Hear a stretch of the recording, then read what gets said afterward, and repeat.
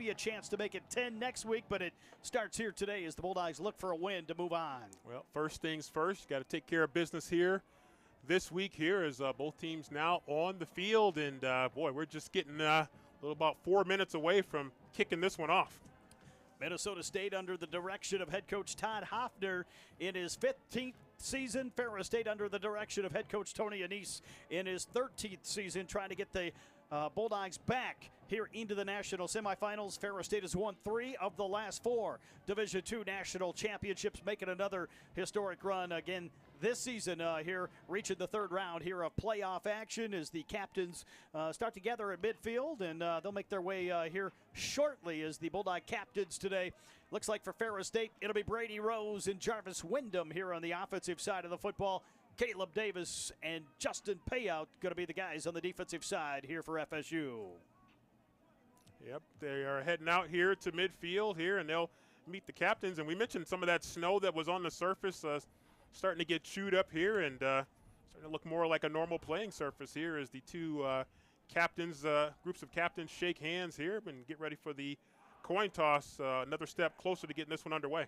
Minnesota State wearing the white jerseys, the white helmets, the black numerals, and the black pants. Ferris State in the black pants, the black jerseys, the red numerals, and the gold trim with the red helmets here as we sit above the Ferris State sideline here inside the Wheeler Pavilion broadcast booth.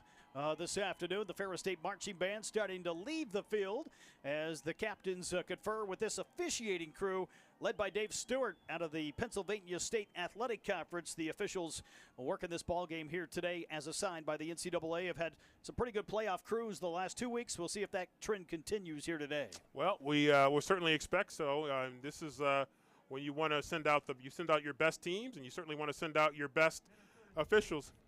The Mavericks have won the toss, and they'll let the Bulldogs take it first. Like to thank all of those fans tuning in on ESPN Plus as well today. Video coverage courtesy of the Ferris State Television and Digital Media Production Program as we are less than 2 minutes away from the opening kick here in the national quarterfinals. Number 1, Ferris State, 13-0, taking on the 10-3 Mavericks from Minnesota State out of Mankato, Minnesota, as head coach Todd Hoffner and the Mavericks coming off back-to-back road wins here in the playoffs, playing a 3rd consecutive road matchup here in playoff action. The Bulldogs had to do that back in 2018 with one of those games, the national semifinals at Minnesota State, a 42-25 Ferris State win in the only other previous series matchup between these two programs. Yeah, so very limited series matchup between these two teams, just one coming in here to today. You know, Minnesota State wins the toss, and they defer their possession to the second half. And, you know, one of the things that Coach Annese was talking about was maybe mixing some things up should they have won the coin toss. So they did not win the coin toss, so the Bulldogs will go on offense first. And usually the team that wins the coin toss goes on defense, tends to go on defense first. So we'll see what, if any, difference that'll make here today. So Ferris State huddled up as the Bulldogs will get ready here to get the football first here to start this football game against the Mavericks. Ferris State in the black here today as head coach Tony Annese and the Bulldogs trying to get back into the national semifinals once again. We'll have all the coverage for you right here on the Bulldogs Sports Network, of course, on Sunny 97.3, 96.1 The Game in Grand Rapids, Metro Flint News Talk Radio, and right here on ESPN Plus. Back deep for the Bulldogs to start the contest. It'll be Tariq Brett and Brady Rose as Ferris State will return from the south end here at Top Tiger Field. We'll see. Minnesota State, I'm sure, has watched a lot of Bulldog film over the last week or so, and we'll see if they decide to mess around with Tariq Brett here on this kickoff. Harris Nichols to kick it off here for the Mavericks as we are underway here in the national quarterfinals. This one's going to be returnable? No. It took a hop, and it's going to roll all the way through the end zone as Tariq Brett elects not to pick it up, and the Bulldogs will come out and start here at the 25. Yeah, probably by design there. If he's going to pick it up, and it's going to be a little bit of a tough ball to pick up, and Tariq decides, probably wisely so, to just let that one roll through the back of the end zone as the Bulldogs will take the touchback. So Ferris State will come out and start with the football. It'll be Chase Carter remaining the quarterback here to start the ball game here for Ferris State this afternoon as the sophomore out of Orlando, Florida will start with Brady Rose in the offensive backfield. Now he'll line up in the slot, so the Bulldogs will go to a 4-receiver set. Power look to the right. Now Rose will shift here into the backfield as they work it off the left side hash. We are underway here as Carter will keep it, avoids the first tackle, cuts back to the near side to the 40 and out of bounds. The Bulldogs pick up a first down here on the opening play of the ball game. A little delayed run right there, kind of faked the give to Brady Rose and trying to do their best to get Chase Carter here into the open field. Good work there by the Bulldog offensive line as well to open up that seam off the left side. Ferris stayed with Dane Arnett, Ben Przdula, Jarvis Wyndham, Bob Anderson, and Tim Anderson on that offensive front as Rose will move in motion. The Bulldogs will fake the give to Tariq Brett. Carson Golker wide open, down the sideline, to the 30, to the 20, stays inbounds, to the 10, 5, touchdown Bulldogs! Well, I tell you what, that was a sneaky play right there. They lined Carson Golker up kind of at tight end, but kind of split, and then he just goes right there into that flat area as we do Some have of the Bulldogs flag. are waiting back at midfield. We may have a flag on the play. That may negate. Don't see one, but that was a great play call, even if it doesn't count. So the Bulldogs strike first, but the 6 points may be wiped off the board. Illegal man downfield. Illegal man downfield. And that one may have been on the opposite side of the field, judging by where they picked up the flag from. So Had to have been, yeah. that'll move the football all the way back. So that will negate what was a huge touchdown to start the ball game here for the Bulldogs. They'll take the 6 points off the board. Yeah, not only negate a huge touchdown, but pushes you back 5 yards. But you still have first down. So Ferris State 14:25 to go here in this first quarter. Will now have it 1st and 15 from back at the 36-yard line as the play call will come in here from the Ferris State sideline. Chase Carter waiting on the play calls. The play clock is at 15 seconds. This officiating crew out of the Pennsylvania State Athletic Conference. The Bulldogs are going to have to move it up here as it's down inside at 10 seconds to go here on the play clock. Carter in the gun with 5 here for Ferris State. Looking to the sideline. And now we'll send a man in motion. He just gets the snap away. It'll be Chase on the keeper up the hole. And he's got it out across the 45 to the 46. Pickup of 10 here for the Bulldogs. Yeah, that was a nice job right there by the Bulldogs again, getting good blocking up front. Chase Carter, very patient runner there as we take a look at the replay here. And you can see Golker going in motion there. Fakes to give to Tariq Brett going outside, and that takes a lot of defenders with him. Big thanks to Explore Big Rapids and the Mecosta County Visitors Bureau for sponsoring this Ferris State football playoff run. Carter in the gun with a man to his right. Here for Ferris State, Tariq Brett in motion to the wide side. Low snap given off. Carter on the rollout throw to Tariq Brett. He's got the first down into Minnesota State territory and ran out of bounds here at the Maverick 41. Yeah, nice job there. Just Tariq Brett just jumping right out into that area. Out in the flat sort of an area, and nice job there by Chase delivering that ball. Chase had a little bit of trouble gripping the ball last week, but seems to be doing a lot better this week. Speedster out of Orlando, or out of Jonesboro, Georgia. Tariq Brett able to get the first down for the Bulldogs. It'll be Carter up the middle. He's got a huge hole, and down inside the 25 to the 23. Move the chains again. Roads Realty first down. Yeah, we got a speedster out of Orlando too. I mean, that's a nice run there by Jay. Get into that secondary again. Bulldogs off to a great start here offensively on the first drive, leading the country in scoring offense, leading the nation in total offense as well, averaging right at 54 points per game coming into this playoff matchup today. Brady Rose into the backfield, left side here of Chase Carter for Ferris State. Tariq Brett in motion. Chase looking to throw here for the Bulldogs. Now will take off on the ground and avoided the first tackle. Cuts back right side to the 10, 5, and out of bounds down inside the 5-yard line. Yeah, great job breaking the tackle right here. And you can see Minnesota State getting a fresh unit in there right now. That unit has been taking some hammer-like blows from this offensive front. Ferris State will have it first and goal at the 4-yard line, engineered by Chase Carter as he has the Bulldogs on the march here in the first possession of this football game. 12:22 to go here in the first quarter as Ferris State already scored once, had that one called back, trying to score here on this first drive. Yeah, trying to finish this drive. Bulldogs looked like they had an explosive play touchdown, but it was called back, but they picked right back up. Carter will send Tariq Brett Offsides. in motion, looking to throw to the end zone on the near side and broke it up here at the goal line as he was trying to hit Tay Boyd back to the near side, but flag, I believe, somewhere out there. Yeah, Bulldogs believed that they had a free play, and we'll see what the white hat tells us. So it looks like The official here is going to call offsides against Minnesota State. So the Bulldogs did indeed have a free play there, and good defensive play by Minnesota State to knock it away. Bulldogs going to come with a heavier package right now. Going to bring a tight end here. So it's a lot of times where the Bulldogs like to really let the nasty boys do the work up front. So the Bulldogs will come on with the power look. I think Jake Price has just checked on. Brady Rose in the Wildcat set here for Ferris State. It'll be Rose off the right side, but movement here, and it will be a penalty here against the Bulldogs. Yeah, Bulldogs got a little bit of an early jump there, as that'll push the Bulldogs back a little bit, but you could see Bulldogs kind of showed what they want to do with that power game. So it'll be a false start called here against Ferris State, and that'll push the football for the Bulldogs all the way back near the 8-yard line. So now Bulldogs going to go with a little bit of a different look here. Is going to go back to more of a traditional look. So the Bulldogs will line up here from the 7 or 8 yard line here for Ferris State. It'll be first down for the Bulldogs, although the officials having another discussion here down on the field. Yeah, the sideline official said something to the head linesman, so it might be a clock adjustment. Yeah. So I got the official that's on the sidelines there, the alternate, said something to the head linesman, so they wanted to make sure they got that clock corrected. So for the Bulldogs here, it'll be first down here for Ferris State, and goal to go from the 7. As Ferris State will line up with Chase Carter back at quarterback here for the Bulldogs. Man in motion here is Tariq Brett.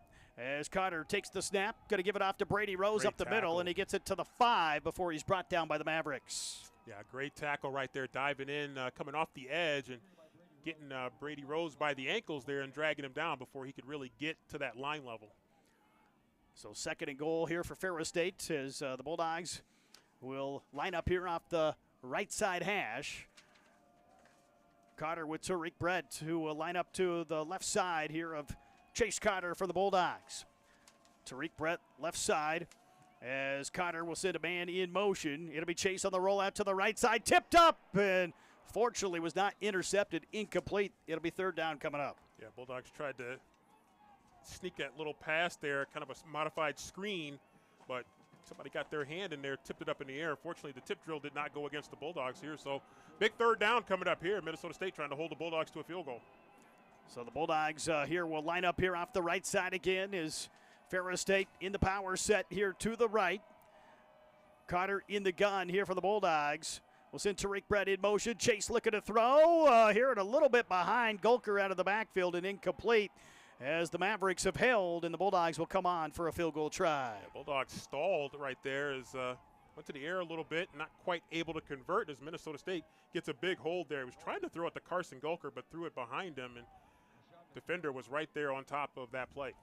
So Ferris State now going to line up for the field goal. Eddie Jewett will come on as the Bulldogs will be kicking here in what will be about a 23-yard try here off the right side hash. In this first period as Brady Rose will hold off the snap from Sam Wahlberg. Hold is down, kick is on the way. Jewett's got the distance, and the kick is up and good. So the Bulldogs held here out of the end zone, but they get the field goal to take a 3-0 lead. Yeah, to the extent that there was some wind, Bulldogs were kicking into it, but able to convert pretty comfortably. So good job by the Bulldog offense to salvage at least some points out of that drive, and Bulldogs certainly would have loved to have gotten that touchdown, but they were not able to do it. Bulldogs, 9 plays, 69 yards, 3 minutes, 42 seconds off the clock, and Eddie Jewett from 23 yards out, relatively short field goal for Steady Eddie to be able to bang through. Bulldogs with 77 yards gained of total offense on that drive, and so a lot of that, of course, on the ground, 64 of it on the ground. So Bulldogs did show that they can move the ball a little bit. I think they're certainly going to be disappointed that they were not able to convert ultimately with a touchdown to finish that drive. Ferris State football action right here on the Voice of the Bulldogs, Sunny 97.3, also on 96.1 The Game and on ESPN Plus. Here from Top Taggart Field, a 3-0 lead here in the national quarterfinals for the defending national champions as Ferris State will get ready to kick it away, and Mitch Middleton, the senior from Middleville, will kick off here from right to left as we look down at the playing surface here. And It was snow covered earlier today. The grounds crew did another great job getting the field ready for play here this afternoon. Yeah, they really did, and certainly appreciative of that. Bulldogs going to kick it a little bit short. High kick here fielded at the 18 over on that far sideline, but good coverage downfield by the Bulldogs. Nolan Ziegler in on the stop for Ferris State as the Mavericks will start inside their own 25. So they get the return right there, but the Bulldogs got about what they wanted, pretty much what would have been a touchback if they had driven it through the back of the end zone. But a lot of times in these kind of games, especially with any kind of questionable field conditions, they probably feel like it's better to just avoid any dangerous return people. So the Mavericks will start here off the left side hash as Minnesota State with Mitchell Thompson, I believe, at quarterback here, will motion a man out. 4 receivers to the right side, looking to throw outside over the top, and incomplete, just missed. Trying to hook up with his tight end, Nasir Jones, the senior, here to the Ferris State sideline. Yeah, I'm not sure if the Bulldogs were in a zone right there, but he slipped between a couple of levels there as he got just beyond Jalen Jones there. That pass, fortunately for the Bulldogs, just a little bit off as he overthrew that receiver there. Made a great effort to try to get to it. They've got a talented guy in the backfield here in Sam Backer, a sophomore at 215 pounds, lined up here behind Thompson in the gun. He'll give it off to Backer off the left side. He's got a hold of the edge, some speed down the sideline. He's got it into Bulldog territory and finally wrestled down all the way down to the Ferris State 30-yard line. And that's what they do well. And right there, able to get off that left side and get to the sideline and up the sideline. Huge run right there for Minnesota State, and this is what they want to do as well. They want to establish that running game. So the Mavericks have it here, first down at the Bulldog 30, trying to answer the Ferris State score. The Bulldogs lead it 3-0 here as Thompson will work out of the shotgun set with Backer to his right. Twins here to the wide side as the tight end shifts back to the left side of the field.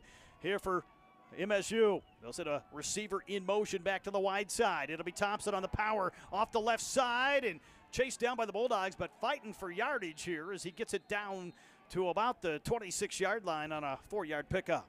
Yeah, nice job right there. You mentioned shifting the tight end to the left side there and got a good little push up front and solid gain on first down. So this is what they want to do right here.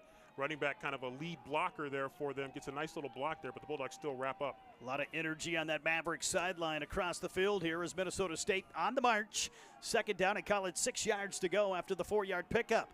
9:52 to play in the first. They have it off the left side hash as Thompson will work out of the shotgun set again. 4 receivers here in the formation with 3 to the left side, including the tight end, Backer to the right. Thompson looking to throw. He's got the tight end open over on that far sideline, very close to a first down as the catch is made by the Mavericks on that far side. Jake Cicero able to haul it in here for Minnesota State, but looks like it'll be 3rd and 1. They're going to mark him just short here at the 21. Yeah, he's about 1.5 yards short there as he thought he was a little bit closer than that, but they mark him about 1.5 yards short. So the Mavericks line up here once again. We'll see if they come with the power as it looks like Thompson will be under center. He's got Backer well deep in the offensive backfield as Thompson will line up here against that 4-man Ferris State front. He's going to give it off to Backer, or the fullback rather, here to the right side, and they're going to pick up the first down as Carter Henderson was the ball carrier, and the sophomore has enough to get it down to the 17-yard line. Yeah, he was able to kind of run downhill off that right side as nice little job of kind of cutting and sliding down the line of scrimmage. Bulldogs had a shot at him right there. Brady Hamby just missed him in the backfield. Brady Hamby getting the start at linebacker along with Isaiah Byers for the Bulldogs. Up front, the Bulldogs with Caleb Davis on the inside, Marquis Jones, Javon Ruffin, and Stanley Lambert out there right now here in the 4-man front for Ferris State. Thompson in the gun, drops back to throw, looking downfield. He rolls out left side, now on the move, and the Bulldogs are trying to chase him down, able to do so, but about a 4 or 5 yard gain as he gets it to the 12. It'll be 2nd and 5 coming up here for Minnesota State. Yeah, smart play. He was rolling out, but did a good job of keeping his eyes up the field right there. Bulldogs had pretty much everything covered, but he does a nice job of just moving forward, but keeping his eyes up the field so he can see any potential receiver threats or fool the defense into thinking he might still throw. We've reached the midway point here of this first period. Minnesota State trying to take its first lead of the afternoon. They've got it at the Bulldog 12 on 2nd and 5. High snap given off to Henderson in the backfield, and he squirts through to about the 9. The Bulldogs had him stopped near the line of scrimmage, but able to pick up a couple yards. Able to get just kind of a forward lean, had a little bit of momentum going forward here. Bulldogs going to make a substitution. Sio Saipaia going to come in and tackle. Bulldogs continuing to try to rotate some bodies here in the early going as Minnesota State is on the move here inside the 10 at the 9-yard line. It'll be third and call it 2.5, 3 yards to go as the Bulldogs look for the stop. Thompson on the keeper to the left side. And, good second effort here. He's going to have the first down to about the 6 as they'll move the chains. It'll be first and goal. Yeah, he got it with about a yard to spare. So that second effort, as you mentioned, probably helped him to get that first down and prevented them from having to make what would have been an interesting fourth down call there. Just slipped through a little bit of a hole right there. Great run. Bulldogs starting on the outside. Alston Ware for Ferris State. Back to the near side along with Jalen Jones, Justin Payout, Giassi Madison. And on that far side, Eric Jackson here in the defensive secondary for the Bulldogs. Power look back to the right here for Minnesota State. Thompson in the gun with backer to the right side. They fake the give. Thompson rolls out, looking to the end zone. Pressure coming, and he just gets rid of it here as the heat was coming from Byers here on the outside for the Bulldogs. They got out of the pocket there, got it in the vicinity of where some receivers were, but Bulldogs did a good job of having everything covered. Byers, good foot pursuit right there. They're going to.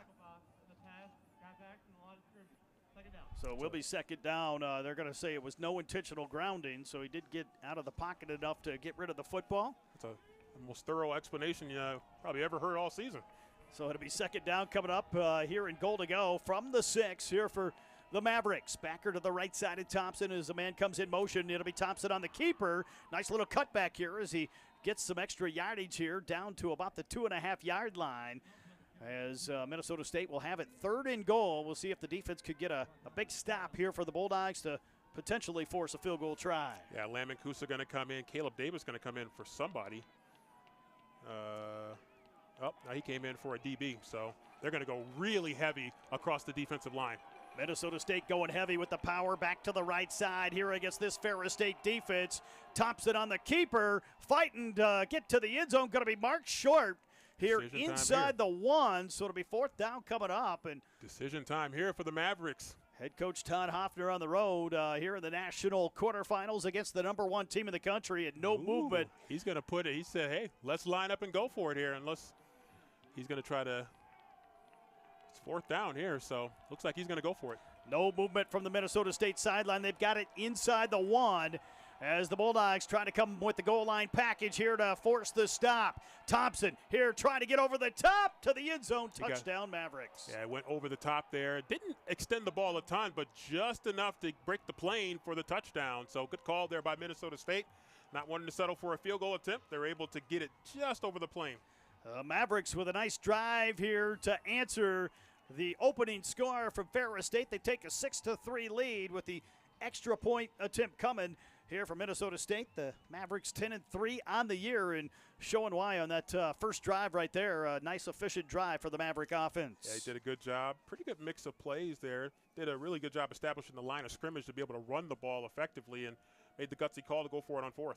Extra point try is on the way. It's up and good, and Minnesota State takes a 7-3 lead with 5:23 to play here in this first quarter. You're in tune to Bulldog football right here on ESPN Plus, the Bulldog Sports Network, of course, on Sunday 97.3 and on 96.1 The Game, along with Metro Flint News Talk Radio. Today's playoff run presented by Explore Big Rapids, the Mecosta County Visitors Bureau. Log on to bigrapids.org to find out all there is to do in Mecosta County. Rob Bentley and Sandy Golston with you here at Top Taggart Field as the Bulldogs, winners of 13 games this year, winners of 27 in a row going back to the season opener a year ago. Right now trailing 7-3. Nice drive by the Mavericks here to get on the board here for the first time. Nice drive indeed. 12 plays, 75 yards, almost 6 minutes, 5 minutes, 52 seconds off the clock. They convert on fourth down as Thompson, 1 yard out over the top to be able to get into the end zone. And on that drive, they really ran the ball well. Backer, of course, 45 yards, all on that one run. And then Thompson had 17. Henderson had 7. So they did a good job of running the ball, which means their offensive line did a pretty good, solid job. Tariq Brett and Brady Rose back deep again here for Ferris State as Nichols will kick it away here for the second time here for the Mavericks from left to right. Kick it off from the north end here at Top Tiger Field, and this is a high booming kick. Tariq Brett going to let it roll through the end zone here, and the Bulldogs again will come out and start at the 25-yard line here on their second offensive series. Yep, so able to use that wind, a little bit of a wind, not a big-time wind, but a little bit of it to get that one through the back of the end zone there and not mess around. Neither special teams kickoff unit wanting to mess around much with the return game. So the Ferris State offense will remain here with Chase Carter at quarterback here for the Bulldogs this afternoon. He's got Carson Gulker here in the offensive backfield for FSU. As the Bulldogs will start here off the left side hash at their own 25-yard line. Brett will move in motion here a little bit tighter. But off here on the power look inside. Carson Gulker kind of bottled up a few yards here. Pick up maybe of 2 or 3 before Minnesota State wrestles him down. That's one of those. You got to keep him honest type runs right there. Just a little inside give to Gulker. Got about 2.5 yards. I mentioned last week Ashland with 2 of the top defensive ends in the country. Minnesota State may as well, and Marcus Hansen along with Tanner Olson, the 2 starters at the defensive end spots here for the Mavericks. Tariq Brett in motion, Carter back to throw, looking deep downfield. We'll dump it off here on the outside to Tariq Brett. And he was trying to make a man miss and instead was wrestled backwards. And he's going to lose about 6 or 7 yards all the way back to the 20 here for the Bulldogs. Yeah, I'm not sure. Throw that pass out there. That was, yeah, Chase kind of had to throw it behind him a little bit, and Minnesota State had a guy right there on top of Tariq Brett as he caught that one. So big loss there for the Bulldogs. Boy, they need something going here on third down here, or they're going to give the Mavericks potentially the ball on a short porch. Ferris State 4:20 to go in the first. Will have it, but it will be 3rd and 15 here for the Bulldogs. Trips to the wide side here for Carter. Chase back to throw, picked up well here. Carter on the rollout to the right side. Still looking to run, and nice tackle there on that far sideline here after about a 4-yard gain, but it'll be 4th down coming up, and the Bulldogs are going to have to punt the football away. Yeah, not quite able to get back to the original line of scrimmage. Might have gotten, nope, just a little bit short of the original line of scrimmage there. So good coverage there by Minnesota State. Chase just trying to make something happen there. I think he was looking downfield until he got pretty close to the line of scrimmage and did not want to potentially turn that ball over. So Bulldogs are going to have to punt it away. Connor Stauff, the redshirt freshman, back to receive here for Minnesota State as the Bulldogs will go to the 2-punter set with Mitch Middleton and LaShawn Mumpfield here in this first quarter of play. Punting off that far side hash. It'll be Middleton here off the right foot for the Bulldogs, and it's a good kick here. Going to be fielded by Stauff and wrestled down hard here at the 40-yard line. Good coverage downfield by the Bulldogs. Jake Price down there to make the stop here for the Bulldogs. Yeah, nice job of catching it. Did not want to surrender too many yards. Knew he was going to take a big hit there, and he certainly did, but did a good job of hanging on to the rock there to give his team good starting field position at their own 40. Dakari Neely in there as well on the stop for the Bulldogs, and Minnesota State will start. We'll see if the Bulldog defense can slow down this Maverick offense here on the second series as the Mavericks have a 7-3 lead here in the D2 National quarterfinals. Yeah, the one play that really hurt them was the 45-yard run by Backer, so that was the killer play on that touchdown drive for Minnesota State. Minnesota State will start with Thompson. He's got a man to his right here in the backfield. High snap. He'll give it off to Henderson. And Henderson fighting here to about the 43-yard line, able to drag a couple tacklers with him here on a 3-yard, maybe 4-yard pickup. Yeah, he got about 4, solid 4 on that play. Bulldogs made first contact at about what would have been maybe a 1 or maybe 2-yard gain, and he was able to carry for a couple extra yards. So Minnesota State here off the right side, kind of mixing it up here early against the Bulldogs. They've used a lot of that power game. They've got 2 receivers out wide to the left, 1 back to the right. Thompson in the gun with no one else in the backfield. Thompson looking to throw over the top. Good coverage here on the sideline by Eric Jackson, and that one well overthrown. Yeah, he was sitting right there in his chest there, and that was no angle right there. Fortunate. If that ball had been thrown on the money, it might have been a pick. So this sets up 3rd down and 6 yards to go. We'll see if the defense can get off the field here for the Bulldogs as the Ferris State fans below us trying to pick up the noise level here at Top Tiger Field.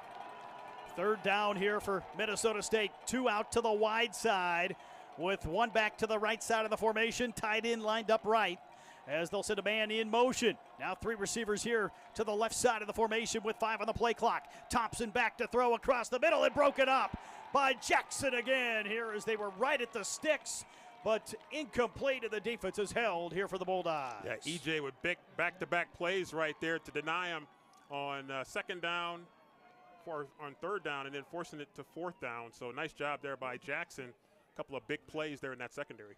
So back to receive, it'll be Brady Rose at his own 10. The senior from Muskegon set to return here for the Bulldogs on fourth down as the Mavericks will line up to punt this football away from their own 44-yard line. The Bulldogs trail 7-3, but looking to get the ball back here. And it's a good kick here. Rose is going to step up and field it at the 20 on the move. Found a hole, avoided a tackle, cuts back, and has had it to midfield. And the Bulldogs will have it in Minnesota State territory down to the 46. Yeah, don't sleep on Brady Rose. You think you might be a little bit safe without Tariq Brett, but Brady Rose, very dangerous in the return game as well. Big return from Brady. Brady Rose puts Ferris State on the Minnesota State half of the field here as the Bulldogs will start here on this third series. It'll be first and 10 from the Maverick 46-yard line. So the Bulldogs, some energy on special teams as Rose, the senior, on the return, gives Ferris State a great place to start this next offensive series. He'll line up to the left side of Carter in the shotgun set here for the Bulldogs. Chase here is going to fake the give. Carter on the rollout to Tariq Brett at the 40. Turns upfield here for the Bulldogs. He's got it down inside the 30 as the Bulldogs will move the chains. We do have a flag on the far side of the field, and we'll see who this is going to be on. Probably not a good sign for Ferris State. Might be a legal man downfield again.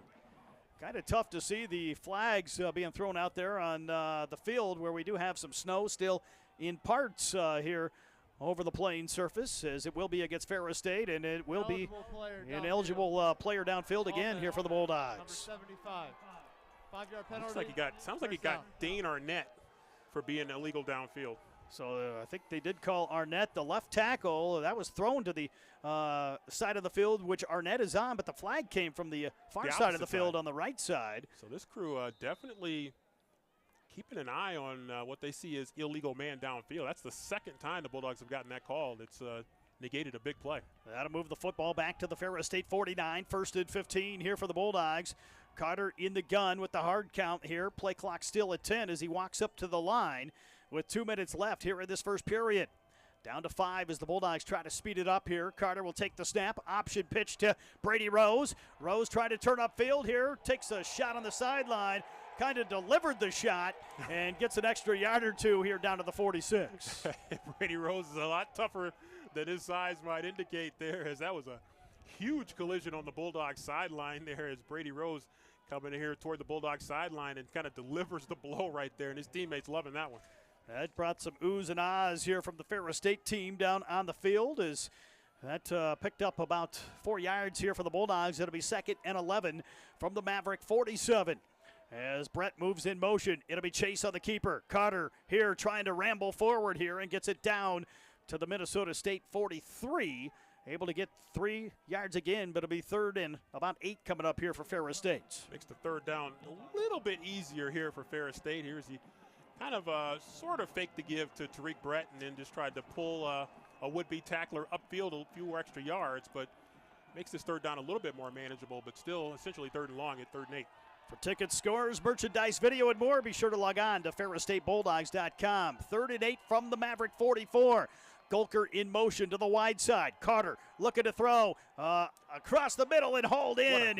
Here down to the 35. Just enough for the first down before he's wrestled backwards, but it'll be a first down pickup here for the Bulldogs to, I believe, Tay Boyd, the receiver here for Ferris State, that picks up the first down. Well, that was a great throw right here by Chase Carter. Is not a big window there for Tay Boyd. I mean, that's a great grab by Boyd and a great throw by Chase. Sophomore out of Flint picks up the first down here for the Bulldogs as Brett moves in motion, and we got another penalty here. This may be a false start here against the Bulldogs. Yeah, coach is a couple booths down, starting to get a little bit frustrated here as another procedure penalty goes against the Bulldogs. It will be a legal procedure here against Ferris State on the false start. Back to the 40 here with 17 seconds left in this first quarter. It'll be first and 15 coming up here for the Bulldogs. So the Bulldogs right now trying to iron something out. Penalties haven't been much of a factor in the first 2 games of the playoffs to this point. Golker lined up here to the left side of Carter. Rose back in motion here to the short side of the formation here as the Bulldogs will look back to the sideline. 3 seconds, 2 seconds. That'll do it for the first period of play. Ferris State on the move, but the Bulldogs trail the Mavericks 7-3 after the first 15 minutes of play. We'll be back in 60 seconds right here on ESPN Plus and the Bulldog Sports Network.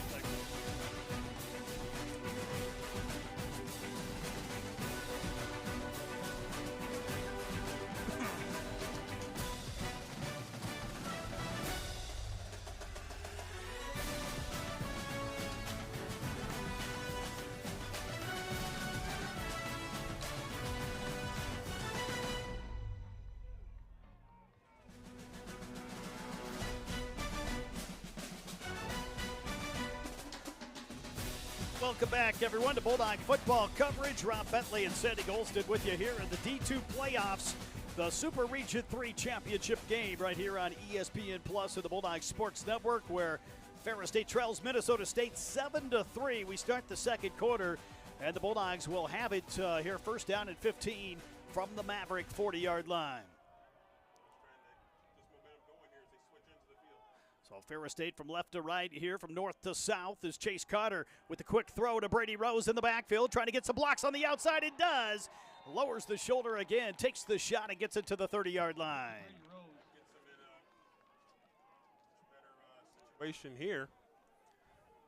Picked up about 9 yards here, maybe 10, as the Bulldogs will have it second and call it 6 here from the 31-yard line. Carter in the gun again here with a man to the left side in Tariq Brett. The Bulldogs will give it off to Tariq Brett here to the short side, and just ran out of space here as the Mavericks with the gang tackle here after about a 3-yard pickup, so they'll give him 3 here to the 28-yard line. So, see, they move the chains here, so solid gain right there. I think Tariq was kind of chopping the feet there a little bit, maybe a little bit worried about his footing and the opportunity to cut back, because normal Tariq Brett, that's probably an even bigger gain right there, but seemed a little bit concerned about his footing. 3rd and 3 here for the Bulldogs. They need to get it to the, looks like about the 25-yard line here, as they have it at the 28.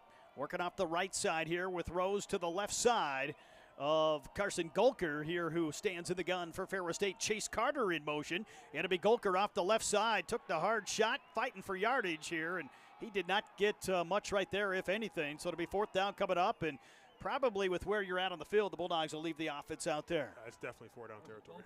No question about that. I mean, that's a long field goal, even with the wind at your back. So Carter will shift back to quarterback here for Ferris State, as the Bulldogs will line up. Trips to the left side with Gulker lined up as the H-back to the left. 2 back to the right side in Brady Rose and Cam Underwood. Carter against the 4-man front here for Minnesota State. They come on the blitz. Late pitch here to Brady Rose. He's got the first down and out of bounds at the 20-yard line. What a pitch from Carter, as the corner was coming from the far side. Just got rid of it to Rose. Yeah, Chase knew he had to hold that about as long as he could to draw that edge in. He drove that edge in, and then there's open space right there for Brady Rose. So the Bulldogs have it first down and 10 here at the Maverick 20 in the red zone here, trying to regain the lead early on in this second period.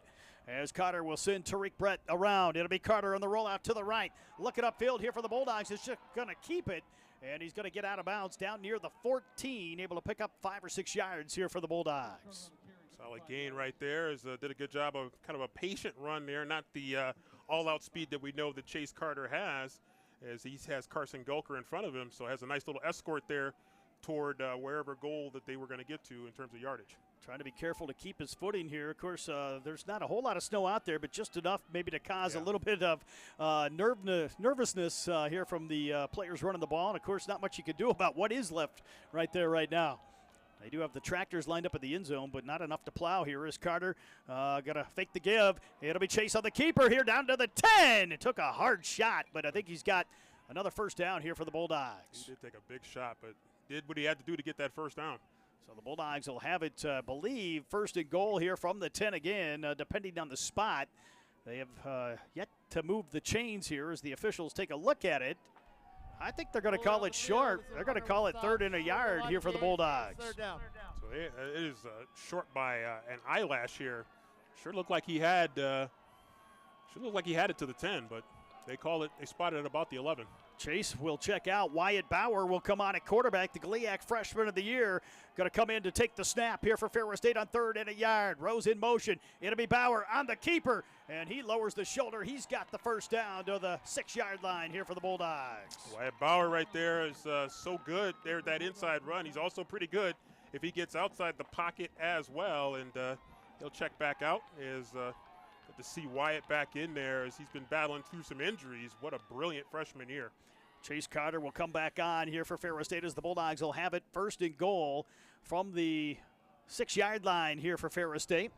As Carter lines up with Golker to his left here in the offensive backfield. Chase with the hard count here. Now we'll check back to Coach Adise and company on the Ferris State sideline. Down inside of 10 on the play clock. The Bulldogs down to 5 now as Carter will stand in the pocket. He's got Golker to the left again. The Bulldogs just get it away here as they run the sweep to Brady Rose, trying to get around the corner on the far side and take it down. Nice play made on that far sideline by the Mavericks on the tackle as the linebacker Jefferson Mowbray was able to chase down Brady Rose here, and no gain on the play here for the Bulldogs. Yeah, he did a great job, man. What pursuit right there to get all the way over to the sidelines against Brady Rose. That was awesome pursuit. 10:29 to play here in the first half. The Bulldogs trail 7-3. They've got it down inside the 10-yard line here. 2nd and goal from the 6. Golker to the right side of Carter this time. 4 receivers in the formation here for Ferris State. Chase looking to throw to the corner of the end zone for Tariq Brett. Touchdown Bulldogs! Yeah, Bulldogs stalled last time on that drive, but this time nobody is. Tariq Brett comes out and goes toward that corner. Nice little lob on the throw toward the back corner of the end zone, and Tariq with a step on his guy. That's a great throw by Chase Carter and puts it right on the money to Tariq Brett. Sure-handed catch by Tariq Brett, who held on to the football. He made sure the official knew he held on to it as the Bulldogs reclaim the lead here with 10:09 to go in this first half of action. A 9-7 lead here as Rose will hold. Steady Eddie Jewett on for the point after. It's up and good. Make it 10-7 here in favor of the Bulldogs. Bulldogs bang it through and finish this drive. They left with a little bit of an empty taste in their mouth on that first drive where they end up having to settle for a field goal. Not so much this time as the Bulldogs able to finish off another successful drive, or at least a touchdown successful drive. Bulldogs 12 plays, 46 yards, 7 minutes and 16 seconds off the clock. Carter to Brett from 6 yards out. Ferris State reclaims the lead here against Minnesota State in the D2 playoffs. Bulldog fans, keep the good times going after the game at Cranker's Brewery right here in Big Rapids. Enjoy award-winning craft beer, great food, a true Bulldog atmosphere. Cranker's Brewery, the taste of victory, as Ferris State will kick it away from left to right. Mitch Middleton, the senior out of Middleville, to kick off here for Ferris State as the Bulldogs take a 10-7 lead here in the 3rd round of the Division II playoffs. Good answer there by Ferris State to get that drive to culminate in a touchdown here, as Mitch Middleton going to have a little bit of wind at his back here to try to possibly drive this one through the end zone, or see if he can keep it on the ground and try to avoid any kind of a big return game. 2 back deep here for Minnesota State, and Connor Stoff and I believe Amon Williams here. Is this one's a high spinning kick, going to be fielded by Williams at the 9 here for the Mavericks, and good job downfield by the Bulldogs. Nolan Ziegler stands him up at the 19, and the Mavericks will start back inside their own 20. I think that's a big hit there by Nolan Ziegler. He is playing no games right there. Nice hit there, good tackle, got some help from the family, the Bulldog family, to drive him back.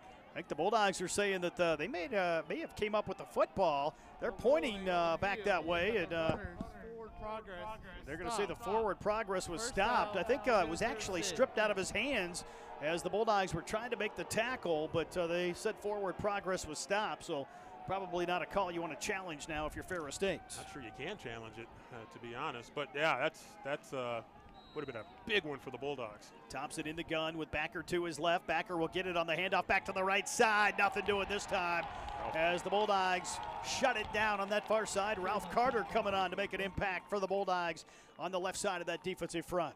Yeah, big Ralph Carter jumps in there as he's able to beat his man inside and wrap up pretty quick. A lot of other guys coming in, Byers, Ruffin, and company coming in to help finish.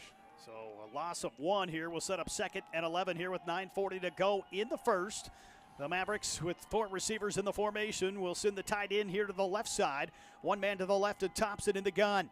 Thompson rolls out near side looking for Backer. Now he's looking upfield and intercepted by JP.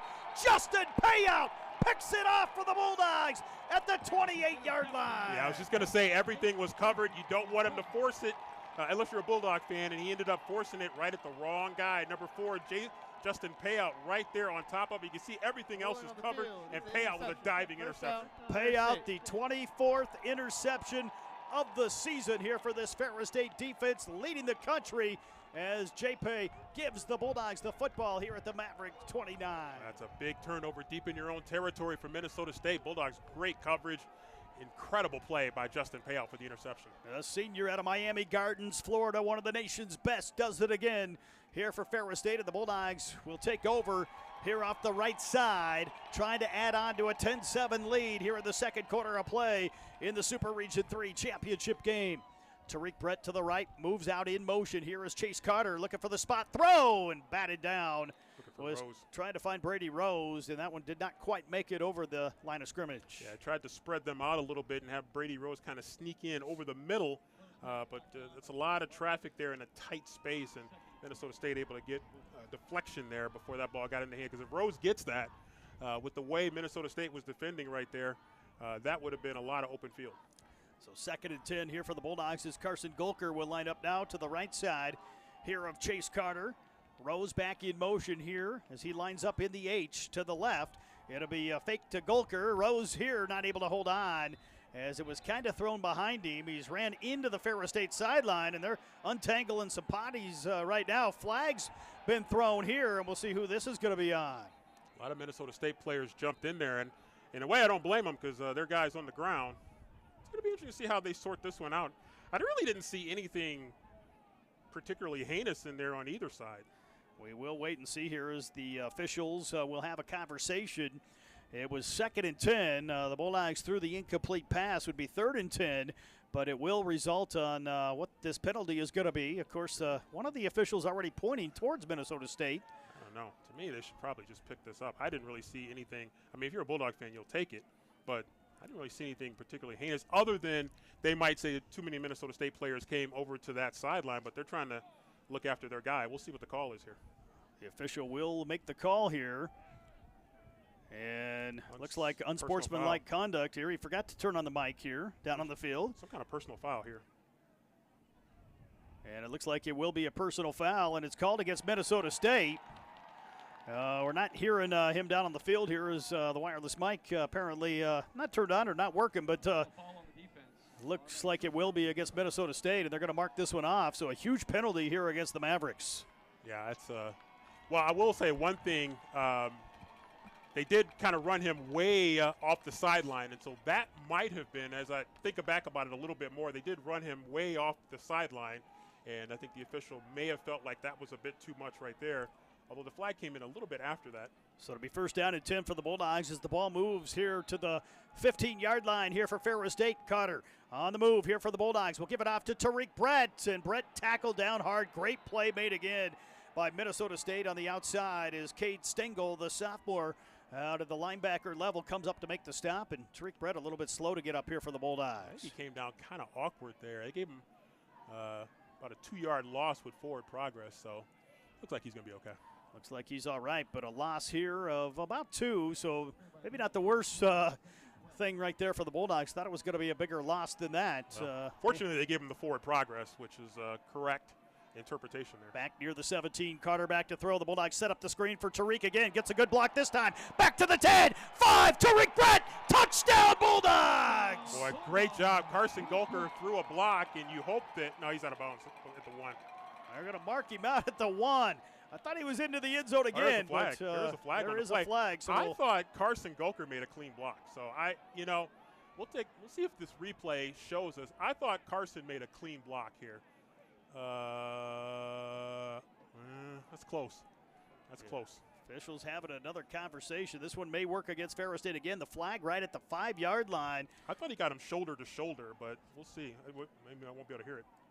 8:37 to go here, and it will be against Ferris State, so it'll be against the Bulldogs. And the Bulldog fans getting a little restless here as that one pushed back. It's spotted here at the 15, so it'll be 2nd and 10. It looks like here for the Bulldogs. Yeah, we can't hear the referee, so it's hard to know exactly what was called.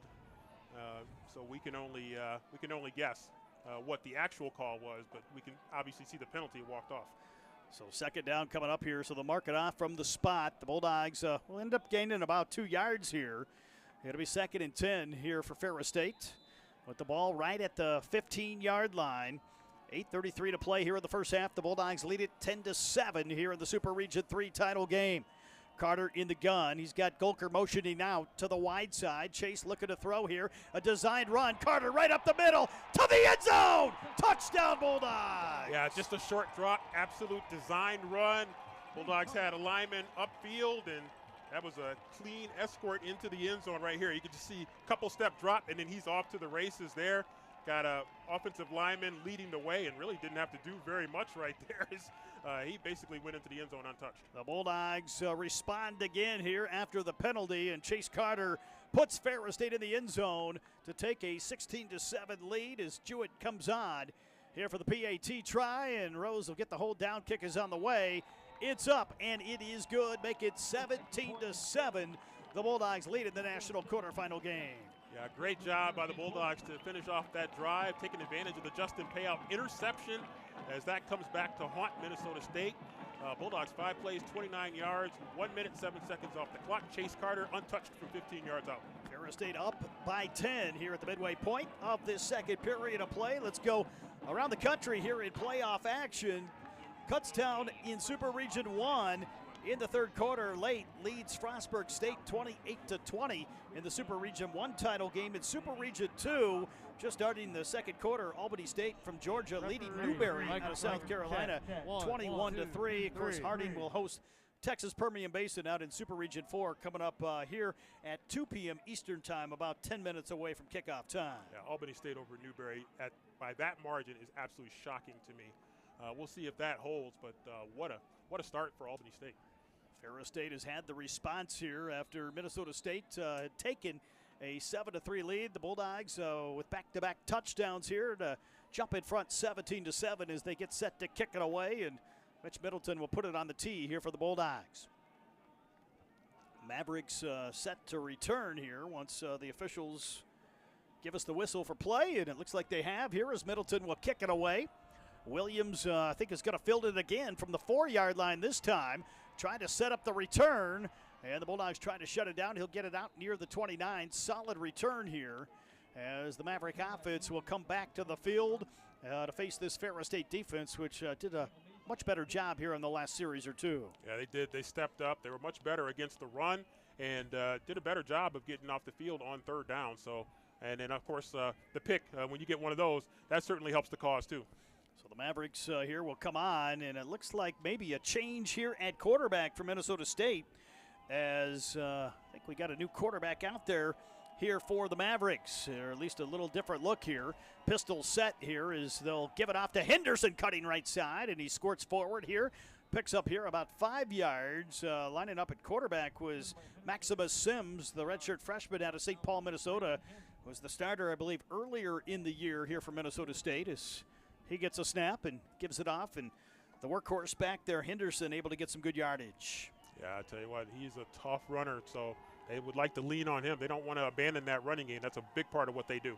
Empty backfield here for Sims as he lines up here in the gun with a man to his left now. Fakes the give, and this one, the Bulldogs tried to jump the route, but I think enough for a first down here on the catch as he was able to hook up with Jones. Bulldogs are saying it was incomplete. And the officials are going to say it's incomplete as well. Third down. So they're going to say it was no catch made. Oh, yeah, it hit the ground. No question about it. It hit the ground. Just squirted out of his hands. So that will set up 3rd down and 5 here for the Mavericks at the 35-yard line. As Minnesota State moving from right to left here from south to north at Top Taggart Field. Empty backfield for Sims. 2 receivers to each side here for the Mavericks. The Bulldogs showing blitz. Man in motion here, comes around on the wheel. Sims looking one-on-one to the far sideline, and almost a great grab made. One-on-one coverage, blanket coverage by Eric Jackson, and incomplete. Well, they are taking their shots at EJ, and he has responded on 3 plays. Jackson has moved to a corner here after the loss of Alex Springs here for Ferris State. The freshman that had been playing very well was injured against Michigan Tech. And Jackson has done a nice job moving to corner to help solidify that Ferris State back in. Yeah, he has been really good for the Bulldogs and stepping in. And the Bulldogs really needed a person to step in and fill that spot. Bulldogs get the 3 and out, and they almost get the block here. High kick. Brady Rose is trying to catch it and does here at about the 35 on a diving effort. And the Bulldogs will come out here offensively at their own 35, leading it 17-7 here with 7:22 to play here in the first half. Bulldogs right now trying to build on this momentum that this offensive unit has been able to get going, and they would certainly like to keep that going right here. Ferris State football live today, presented by Explore Big Rapids in the Mecosta County Visitors Bureau, the sponsor of our Ferris State football playoff run. Live here today on ESPN Plus, along with 96.1 The Game in Grand Rapids, Sunny 97.3 in Metro Flint. News Talk Radio. 2 receivers off to each side. Here is Tariq Brett will line up to the right side. He'll motion out wide here for Ferris State. Spot throw from Carter to Brady Rose on the outside. Tariq, the lead blocker. Brady stays in bounds on the sideline. Gets it to midfield before he's driven out of bounds. Boy, he planted that foot. Somehow found the ability to stay in bounds right there. It looked like he was going to run out of bounds, but then just kind of planted that right foot and cut back inside and kept going for a few extra yards. Ferris State basketball in action today at Wayne State. The Bulldog women at halftime leading Wayne State 39-32. So the number 18 Bulldogs trying to go to 2-0 in the GLIAC. Ferris State first down and 10 from midfield. Here is Chase Carter. Will run the option left side to Brady Rose on the pitch. Rose into Minnesota State territory and out of bounds. Flag thrown late. Here is Rose will get it to the 42, but we'll see if this one's coming back or not. It's right off the Minnesota State sideline in front of the play, so we'll see what this one is going to be all about. Carter doing a nice job of reading the defensive end, pitched it to Rose, and Cam Underwood trying to walk over and see what the call is going to be. Do a little investigation right here. Is a discussion here between the white hat and one of his looks like it will be a personal foul. Hands to the face. Hands to the face here against Minnesota State. So this is going to give the Bulldogs the football all the way down to the Maverick 27-yard line. So a huge penalty here against Minnesota State with 6:48 to play here in the first half. That's a killer for if you're Minnesota State. That's a tough one right there. You're trying to make a play, but at the same time, boy, that's a tough one. Try to catch up with Tony Nicolette from D2Football.com. Coming up here at halftime, we'll recap the numbers as well and talk about the playoff action going on around the country. Chase Carter here fakes the reverse, and Carter able to avoid the sack and runs out of bounds here. He's going to lose a couple yards, but could have been far worse right there for the Bulldogs. It could have been a lot worse there. So you'll certainly take that as better to try to make something a little bit more positive out of it. Clock winding here for Ferris State as we approach the top of the hour, 2 o'clock here in the Eastern Time Zone, right here on Sunny 97.3, WDEE in Big Rapids, and of course on 96.1 The Game in Grand Rapids, along with ESPN Plus. As Chase Carter will run the option, he's going to keep it this time. Carter finds a hole to the 20, 10, 5, touchdown Bulldogs! Well, that speed, he gets out. You can see Carson Gulker coming off the right side. Then you got all kinds of weapons on the left side. Chase just makes a little cut inside, and he is off to the races. Chase Carter finds the end zone here for the Bulldogs with 6:03 to go in the first half to make it 23-7.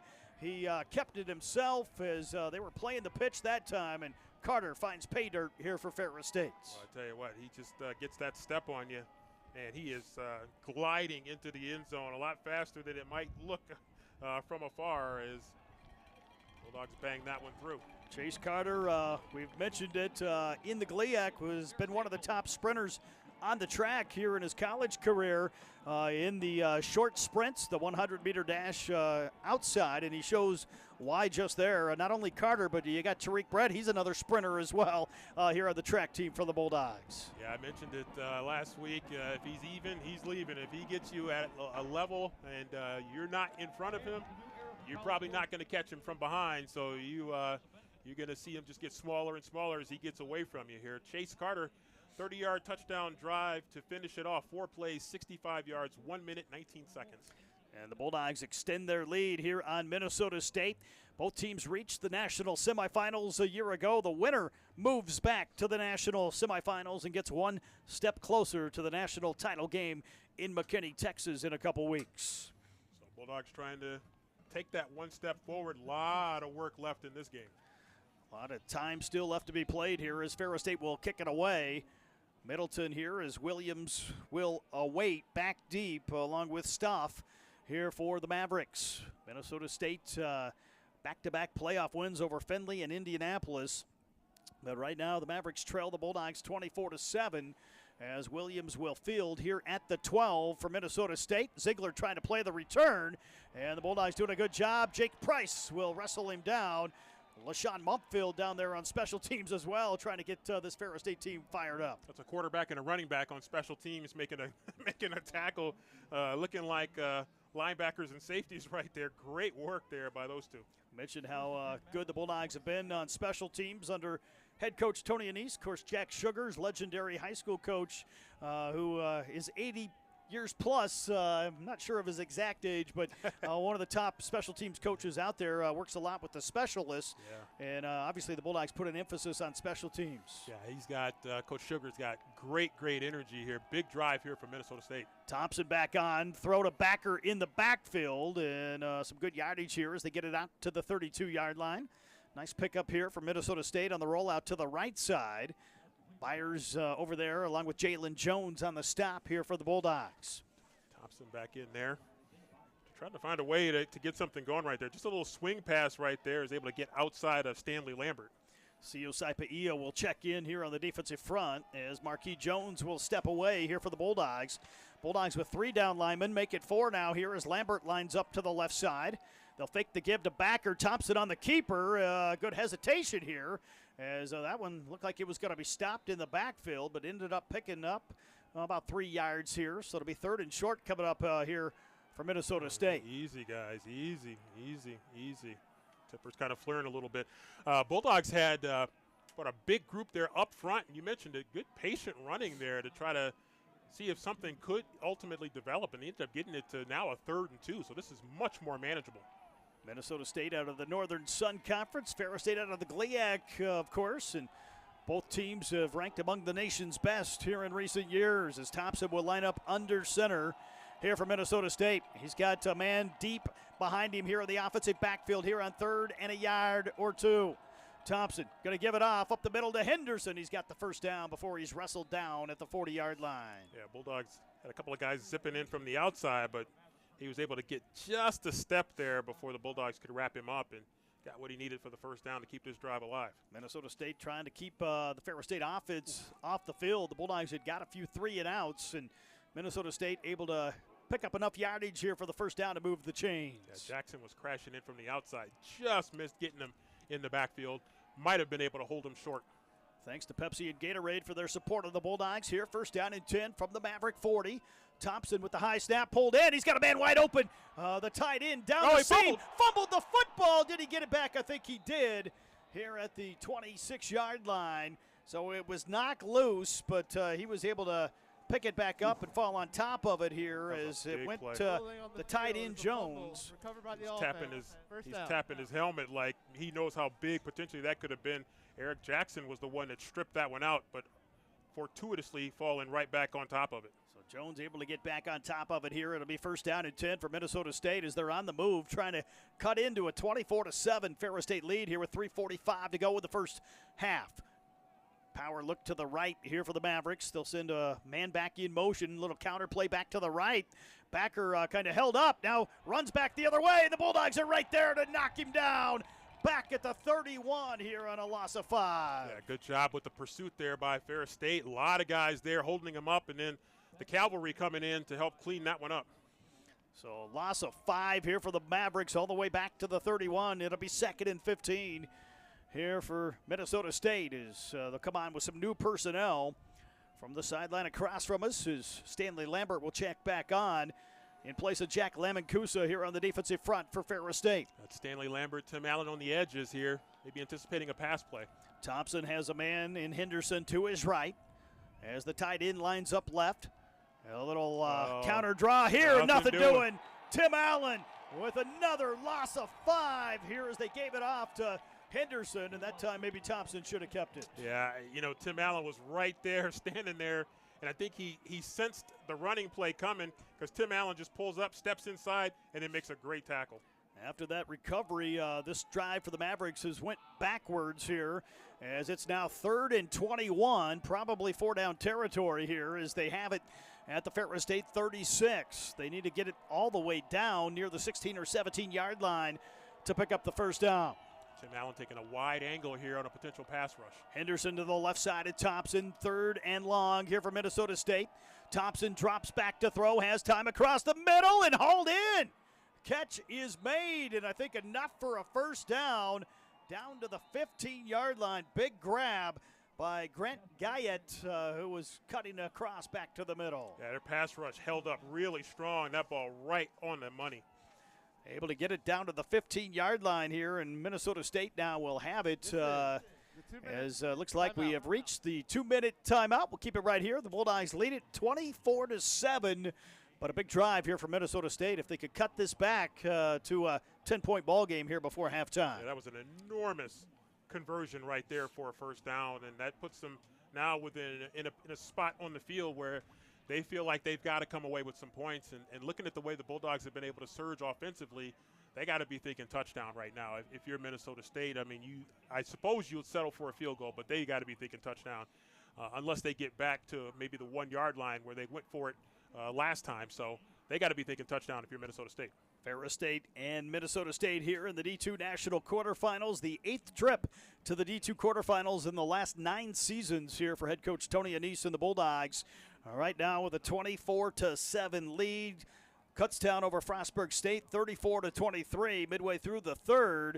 Albany State still leading Newberry 21-10 now with 8:41 to go in the 2nd, and just underway between Harding and Texas Permian Basin. So the Bulldogs trying to move on to the national semifinals here as we take a look at what's going on around the country.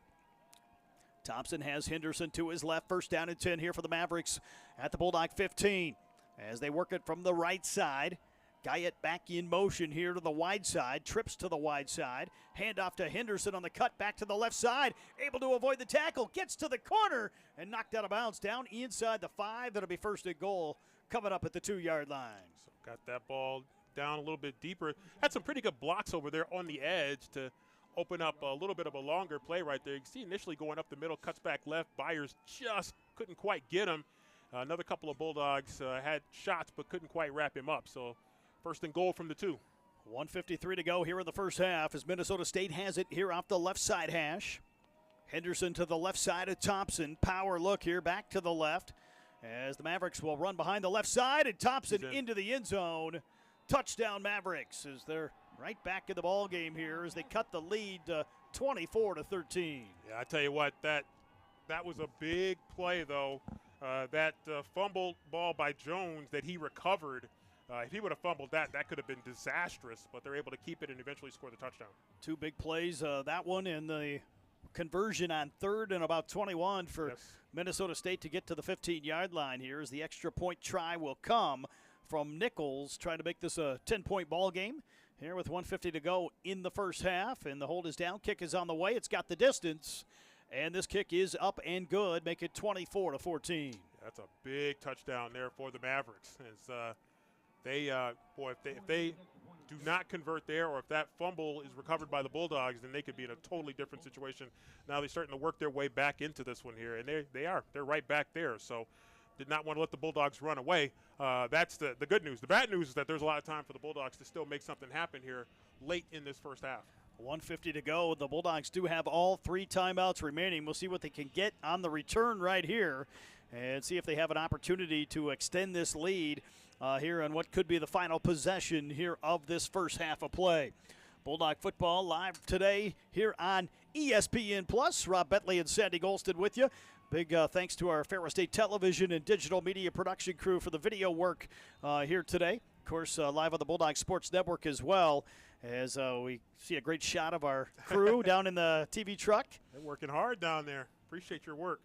Great work as well, again, by the grounds crew and the Ferris State Game Day Operations team, getting this field playable and ready to go before kickoff. Woke up this morning and it was covered in snow once again over the field. So great work in getting this game played here on the surface today. Yeah, I knew when I came out there and I saw my house is just a few blocks away from the stadium, and I'm like, yeah, field crew's going to have to get some work done, and they do the great job as usual. Squib kick along the ground. Brady Rose will pick it up here at the 21-yard line for Ferris State, trying to outrun the Mavericks back to the near sideline. He's got it to the 40 and driven out of bounds at the 41-yard line. So good starting position here for Ferris State with 1:44 to go here in the first half. Yeah, great job. Brady Rose has been really, really good in the return game for Ferris State here. As you can see, kind of gets a little bit of a wall right there, some blocks there, and just kind of a foot race there to the edge as Minnesota State finally able to run him out of bounds.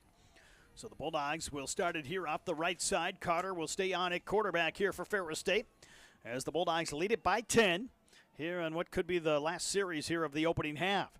Carter, the quick throw to Rose, and fortunately that one was batted down. That could have been a pick six going back the other way here for the Mavericks. That could have been right there. Bulldogs dodge a bullet right there. Max Sheridan able to knock it down. One of the linebackers here for Minnesota State is that will set up second down and 10. So the Bulldogs here, we'll see if they can string together a few first downs here and give themselves an opportunity here. Still 3 timeouts left. So plenty of time here for one of the most efficient offenses here in the country. Carter in the gun, trips right, 1 to the left here for the Bulldogs. Gulker lined up in the H. They'll fake the give to Carson. Back to throw is Chase. Chase rolls out right side, dumps it away to Gulker. He avoids the tackle, gets it to midfield, and fumbles it out of bounds. Going to be marked out of bounds right here at the Minnesota State 49, close to a first down. So he's going to be about a yard short. So big play right there. That was a big-time check down here. Chase Carter, nothing going there, gets out of the pocket and finds his last safety valve right there. It's a fumble that went forward out of bounds. The clock will start on the ready for play. So Third down. 3-1. So 1:34 to go here. The clock will start here on the ready for play as we are winding once again. And the Bulldogs fumbled the football, and Minnesota State, I think, picked it up. We'll see if this is a turnover or not. Or was he down? It's going to be a turnover, I believe. Yeah. And the Mavericks are going to come up with it here at the Ferris State 48-yard line. Take a look right there as Chase was trying to pull it back from Carson Gulker, and he lost it. He just bounced right into the arms of a Minnesota State player. Sheridan able to recover it up here for Minnesota State. A new life here for the Mavericks, trailing by 10 with 1:29 to go here in the first half, and an opportunity for Minnesota State maybe to cut further into this Ferris State lead, which at one point was 24-7. Yeah, Bulldogs right now got to be careful here. 24-14. Minnesota State feeling a lot more confident right now after being able to recover that turnover. See if the Bulldog defense can rise to the challenge here for Ferris State. First down at the Bulldog 49, officially on the spot. High snap pulled down. Thompson looking to throw over the top. And he's got a man in Jones down the sideline to the Ferris State 25 on the catch. Yeah, Jones has been so good in this game. Again, the pocket holds just enough as he's able to let Jones get free coming down the near sideline. 6'4", 240, and a senior able to make the grab. Here as a timeout is called by Minnesota State, I believe, with 1:22 to go here in the second quarter of play. So the Mavericks have cut the lead to 10, and they're in the Bulldog territory. Here it looks like the chains are actually being repaired, so no timeout taken. They're trying to fix the chains on the far sideline, which might have had an issue right there on that last reception. Looks like sometimes they can get tangled up there a little bit, but looks like everything is okay now. So both teams will head back to the field here. If you're the Bulldogs, you'd love to hold them to a field goal try if you can, at the very least, right here with the ball at the 25-yard line. They still got a They probably still got a little bit to go before they're in comfortable field goal range. But if you're Minnesota State, again, you got to be thinking points here. Mavericks with 2 receivers off to each sides. Empty backfield here for Thompson in the shotgun set. Thompson looking to throw, has 5 receivers in the formation. Over the top and intercepted by Payout. Justin Payout with the interception on the return here for the Bulldogs. And he's going to slide down here at about the 12-yard line. J-Pay, his second pick of the afternoon. Yeah, it would have been questionable if they would have given him a touchback right there on that one. He had some momentum carrying him back into the end zone. Let's take a look at it right now. That would have been touchy. I think he probably made a good decision to bring it out. So Payout comes out with it here after kind of sliding back into the end zone. Did not hit the ground, able to keep his footing. And the Bulldogs will have it here at the 12-yard line with 1:02 to go. And we'll see how aggressive the Bulldogs try to be with a 24-14 lead. Do not want to turn the football over back at your own end if you're the Bulldogs. Yeah, that's boy, Minnesota State. Yeah, I mean, they had all 3 timeouts, so they had an opportunity to maybe work that ball down the field a little bit. That's a tough one for them to come away empty-handed. So both teams exchange turnovers here in this final 2 minutes of the first half as the Bulldogs drop back to throw and looking over the top here on the deep throw. Oh, that's interference. And there's going to be interference right at midfield as Cam Underwood was tackled by one of the defensive backs here for Minnesota State. You know what, though? He had a decision to make right there. He did not want to just give up a potential touchdown right there. And so at the very last minute, he tackled Cam late. Oh, boy, there's no question about that. That was Golker, by the way. It was Carson Golker at quarterback on that last throw. So it'll be against Minnesota State. First down. They're going to call it a 15-yard penalty here. So that'll push the football out across the 25 to about the 27-yard line. So not the worst-case scenario for the Mavericks. That's a great penalty for Minnesota State. 56 seconds left here in the first half. The Bulldogs do have 3 timeouts remaining as Carter will shift back to quarterback here for Ferris State. Chase will survey that 4-man front here for the Mavericks as Minnesota State will shift over a spot here on the defensive front. Carter trying to avoid the first wave and does. He's got it here, lowers the shoulder and takes a shot here as he picks up the first down out to the 39-yard line. Yeah, Bulldogs just run those receivers downfield right there. Take a lot of that defense with him. If Chase can get past that first level, which he did, then he's going to get some big yardage. Clock winding here for Ferris State. The Bulldogs are going to have to speed it up here if they hope to score here before halftime. 40 seconds left with 3 timeouts. Here is Carter, has a man left side, and the Bulldogs are going to run the option. Carter will throw it back to Brady Rose. Unfortunately, it rolls out of bounds. Not maybe what the Bulldogs wanted right there here is that was a dangerous play. Yeah, that was fortunate for the Bulldogs. They probably would have recovered it anyway, but that's a costly throwback there for Ferris State with just 32 seconds left on the clock. Bulldogs got to tighten up here down the stretch. One of those wet spots on the field. I think Brady Rose kind of hit the wet spot right as he went to try to catch the football. So 32 seconds left here, and the Bulldogs have it second down. About 18 yards to go here is I'm guessing we're going to have another clock reset maybe. But, if you're the Bulldogs right now, how aggressive do you want to be? 32 seconds left. Minnesota State's got all 3 timeouts as well. So the Bulldogs don't want to leave them too much time if things don't go well. But they still got a couple downs to play with here. With where you're at, I think if you're Ferris State, got to be. Was a backwards pass. They're going to call the it. Clock will start on the snap. Second down. I'm going to say the clock will start on the snap on the backwards pass. If you're going to be Ferris State, I think you got to look to strike downfield if you're going to try to throw it as the Bulldogs do not want to turn it over here back at their own end. You need a chunk play at some point here. Carter here going to give it off to Brady Rose. Rose is going to keep it here on the sideline, and he's going to get it back to the 39. That only cost him 5 seconds. So he picks up about 10 yards here on the carry. It'll be third and call it about 10 coming up, 9 yards, 10 yards to go here for Ferris State. So now the Bulldogs here will need to pick up the first down, or we'll see what happens here on fourth down. Again, they need that chunk play right now. See if they can get a big chunk play so they can get an opportunity maybe to attack the end zone. 27 seconds left here in the first half for the Bulldogs. Ball at the Ferris State 39-yard line. Carter with a man to the left, trips left side here for the Bulldogs. Chase will fake the give. It'll be Carter on the keeper, and he kind of stumbled and fell. No gain on the play. It'll be fourth down coming up here with 21 seconds left here in the first half. See if Minnesota State's going to take a timeout here. Looks like they stopped the Somebody took a timeout. Looks like there was a timeout called here with 21 seconds left, I would think. It was Minnesota called by State. Minnesota State, They're and first. it was. So the Mavericks will expend their first timeout, trailing 24-14 here with 21 seconds to go. And they're going to at least make Ferris State punt this football away, I would think.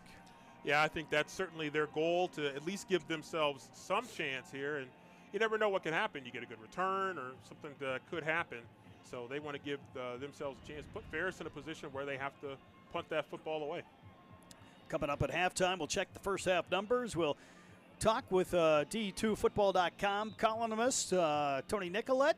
We'll talk more about the other playoff matchups and what's going on in Ferris State athletics coming up here at halftime from inside the Wheeler Pavilion at Top Taggart Field. So the Bulldogs will come on with the two-punter set as Mitch Middleton and LaShawn Mumpfield will come on. Minnesota State has no one back deep here on the return. Minnesota State, not sure if they're sniffing out something or if they're going to come with an all-out block. They do have 10 right at the line of scrimmage. They're going to come with it. Here is LaShawn Mumpfield. A good kick here for Ferris State. Nobody back deep, and the Bulldogs have a chance to pin the Mavericks back inside the 10. Let it keep rolling. Let it keep rolling. It's going to roll all the way down here to about the 7 or 8 yard line here with 10 seconds to go. Yeah, make those officials blow it dead. So the officials did, and out will come the Ferris State defense and the Minnesota State offense, and see if the Mavericks maybe elect just to take a knee here before halftime back inside their own 10-yard line. Bulldogs could make life tough on them if they choose to take a knee, but I suspect the Bulldogs will let them take a knee if that's their goal, and it looks like that is going to be their move. So Ferris State will put the defense out there here as the Mavericks will go here to, looks like a kneeling formation, and they will take the knee. Here is the first half will come to a close here at Top Taggart Field. The Bulldogs in position here at the Super Region 3 championship game to move on. A 24-14 lead here at halftime, but some work still to do here in the second half. Yeah, nice job by Minnesota State to come back there later in the half, but Bulldogs certainly for that stretch between Minnesota State touchdowns, Bulldogs were very, very impressive, and so that's what they got to get back to, and also taking care of that football.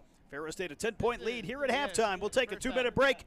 Back with halftime coverage after this timeout right here on the Bulldogs Sports Network, ESPN Plus, Sunny 97.3 and 96.1 The Game.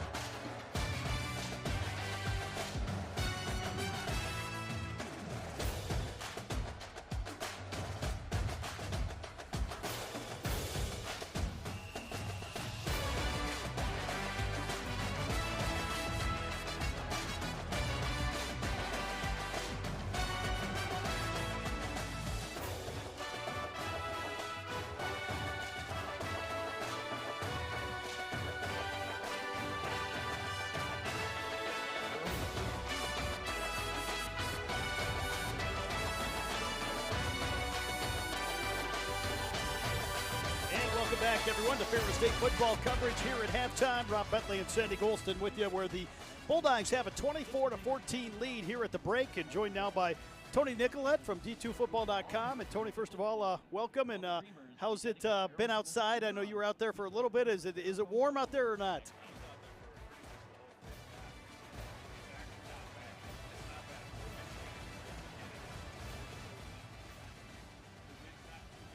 not snowing, you're not wet.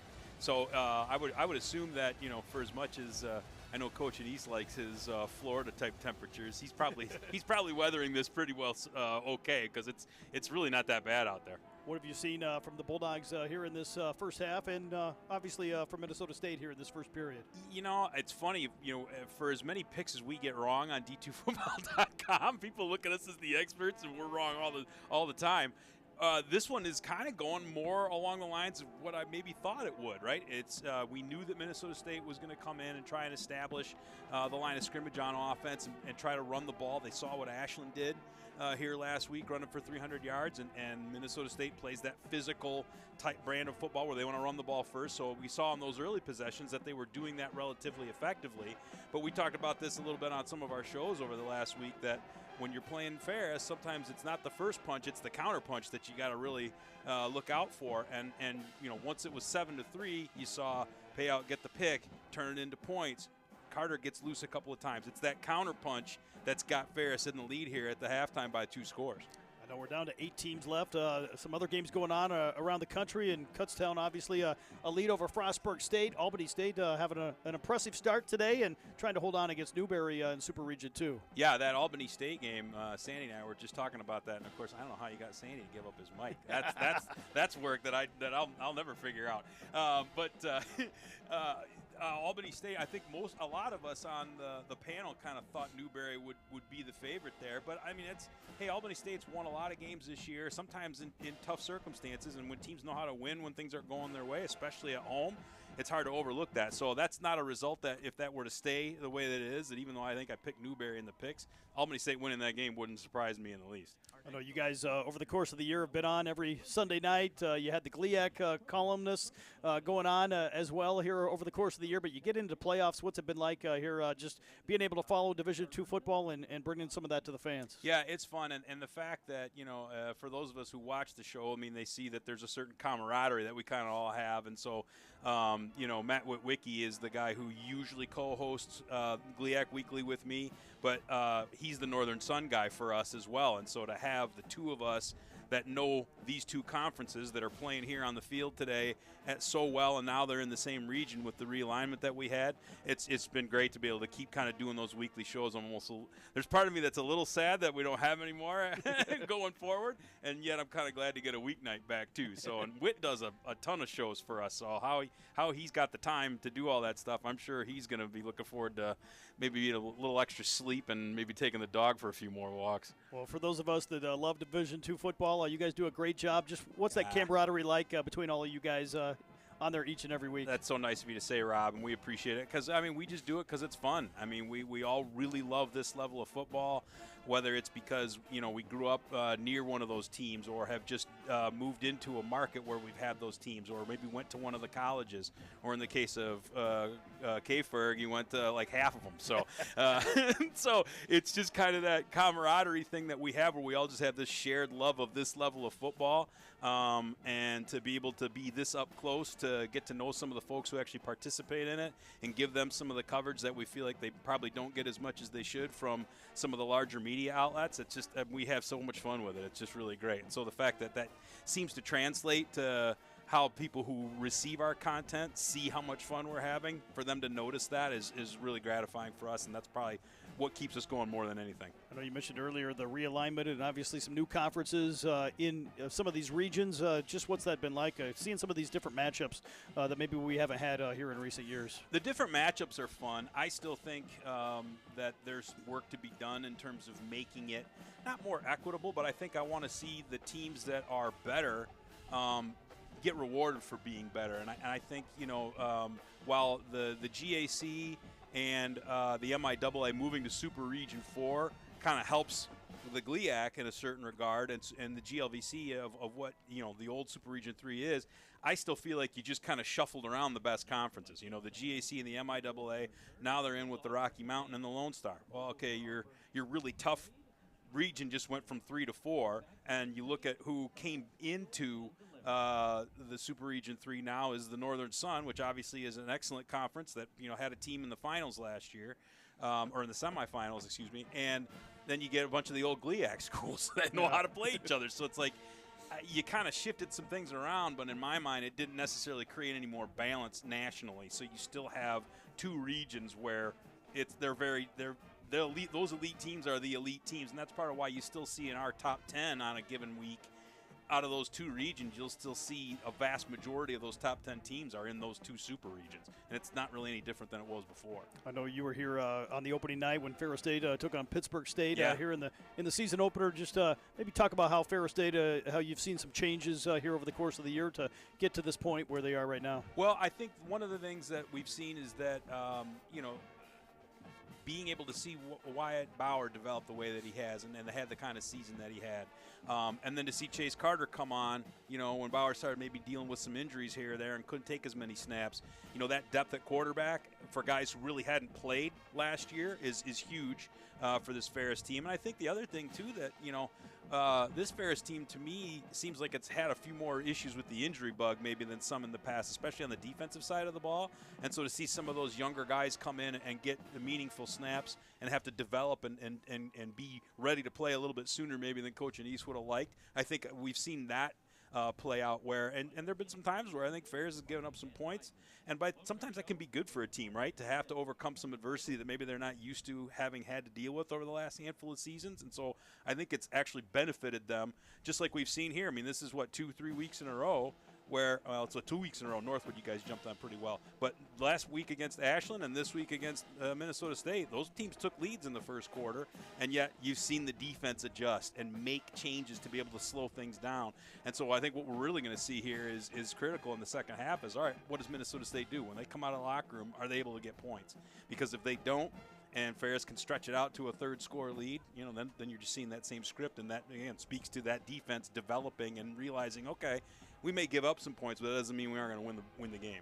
Obviously, 8 great teams left here in the Division II playoffs. Just how excited are you to kind of count this down to the Final Four and then the national championship game? Well, it's been a while since we've had all 4 of the 1 seeds this late in the tournament. It seems like every year we get a 1 seed that jumps out and gets knocked out. And I know Coach Anise loves the bye, but you'd be amazed how many times it's the team that got the bye that comes out rusty and then gets knocked out. And so I think everybody having to keep playing has maybe benefited the bracket a little bit, and then we've seen all these 1 seeds get this late in the tournament.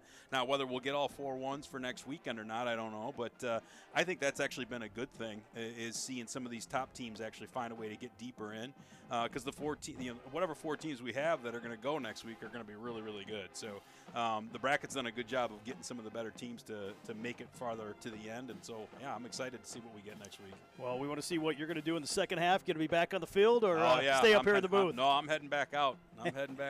Well, I enjoyed the second half, and what are you expecting to see here early on in the second half? Well, again, I'm really keyed in on what this first possession of the third quarter is going to be. Does Ferris come out and get a stop, or does Minnesota State find a way to put some points on the board? Because, boy, they had a golden opportunity there at the end of that second quarter where they got that turnover on the Ferris side of the field and couldn't turn it into points. I mean, just think about that. If they could have gone 2 for 1 on that, and all of a sudden Ferris had kind of dominated the whole first half, Minnesota State had a chance to either tie it or take a lead off their first possession in the second half if they'd have gotten points on that short field, and then for payout to make another play and get another turnover. Again, that's what Ferris does. So I'm really interested to see what Minnesota State does on this first possession of the third quarter. If they're able to get points, okay, then I think we got something. And if they don't, then I think they're going to start running out of chances, and they're going to have that many chances with the football the rest of the half. Well, Tony, we appreciate the time, and thanks for being with us. Look forward to tuning in tomorrow night, 8 p.m., as you guys kind of wrap up the quarterfinal round here on YouTube, Facebook, Twitter, you name it, you can find it. We're on all of them, and we'll be there. 8 bells tomorrow. We'll be ready to go. Tony Nicolette from D2Football.com. The Bulldogs lead it 24-14 at halftime. We'll be back after this 2-minute break here on the Bulldog Sports Network. Stuff, man. Anytime.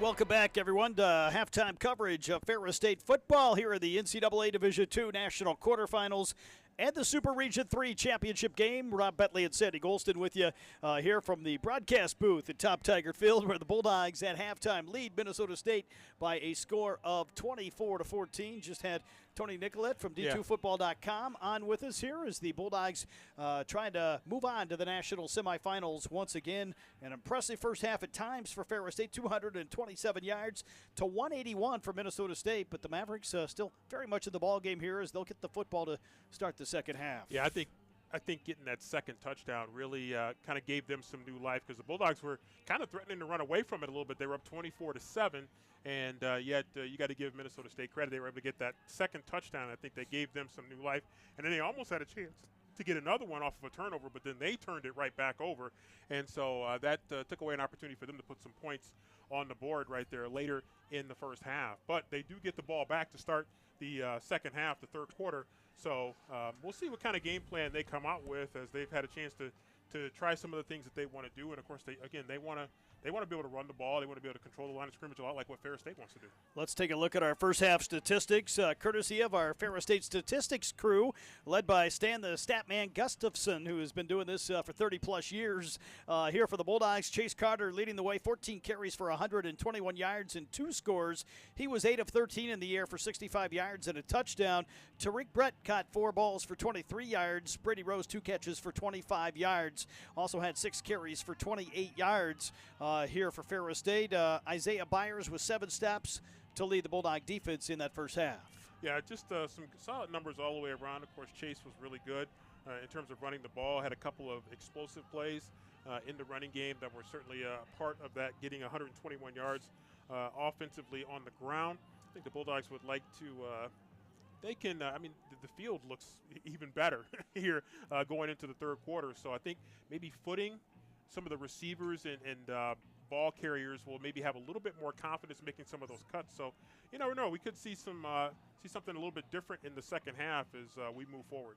Ferris State in that first half, 162 yards rushing for the Bulldogs for Ferris State. For Minnesota State, 181 yards. They had 91 on the ground, 90 through the air. Balanced offense for head coach Todd Hoffner and Minnesota State. Sam Backer, 3 carries for 40 yards. Carter Henderson had 7 carries for 30 yards. Mitchell Thompson, 5 of 11 for 90 yards, but was picked off twice, both by Justin Payout on the back end for Ferris State. Jones did have the 2 grabs for 57 yards in the receiving game. Kate Stingle leading them on the defensive side with 6 stops here for Minnesota State in the opening half. Yeah, I think they did a pretty good job against some of the stuff that the Bulldogs like to do defensively to try to make the Bulldogs. I think really one of the things that set the tone, I think, early for Minnesota State when they were really playing well is they were able to hold the Bulldogs to that first field goal where the Bulldogs had moved the ball pretty methodically down the field, effectively down the field, and then Minnesota State able to keep them out of the end zone, force them for the field goal, and then Minnesota State able to come back, take a 7-3 lead before the Bulldogs, Tony talks about, kind of made that big counter punch. So not necessarily the first punch, but the counter punch, and the counter punch was big for Ferris State. That allowed them to go up 24-7, and so that's when things kind of settled back down for both teams a little bit, and Minnesota State was able to add that touchdown. Minnesota State was 4 of 7 on third down, 1 of 1 on fourth down, 2 of 2 in the red zone. The Bulldogs, meanwhile, 2 of 7 on third down, 1 of 1 on fourth down, and 3 for 3 in red zone opportunities. Going around the country, the other games here in the NCAA Division II National Quarterfinals, Kutztown all over Frostburg State now 49-23 in the fourth quarter, midway through a game that was much closer earlier on. In Super Region 2, at halftime, the score has changed as Newberry has rallied. They lead Albany State out of Georgia 24-21, and in the first quarter, nearing the end of the first, it's Harding leading Texas Permian Basin 14-6, make it 14-7 now as the extra point was just kicked in that contest. So one thing I will say, I still favor Harding in that game, but Permian Basin, they do have an explosive offense against a good Harding defense, and their Permian Basin is pretty tough on the line of scrimmage. So while I would certainly favor Harding to win that game, Permian Basin right now, at least early, showing that it's going to make that game potentially very interesting. We'll take one final 2-minute timeout. We'll come back and have the second half. Ferris State leads it 24-14 here in the D2 quarterfinals. Back after this 2-minute break right here on ESPN Plus and the Bulldog Sports Network.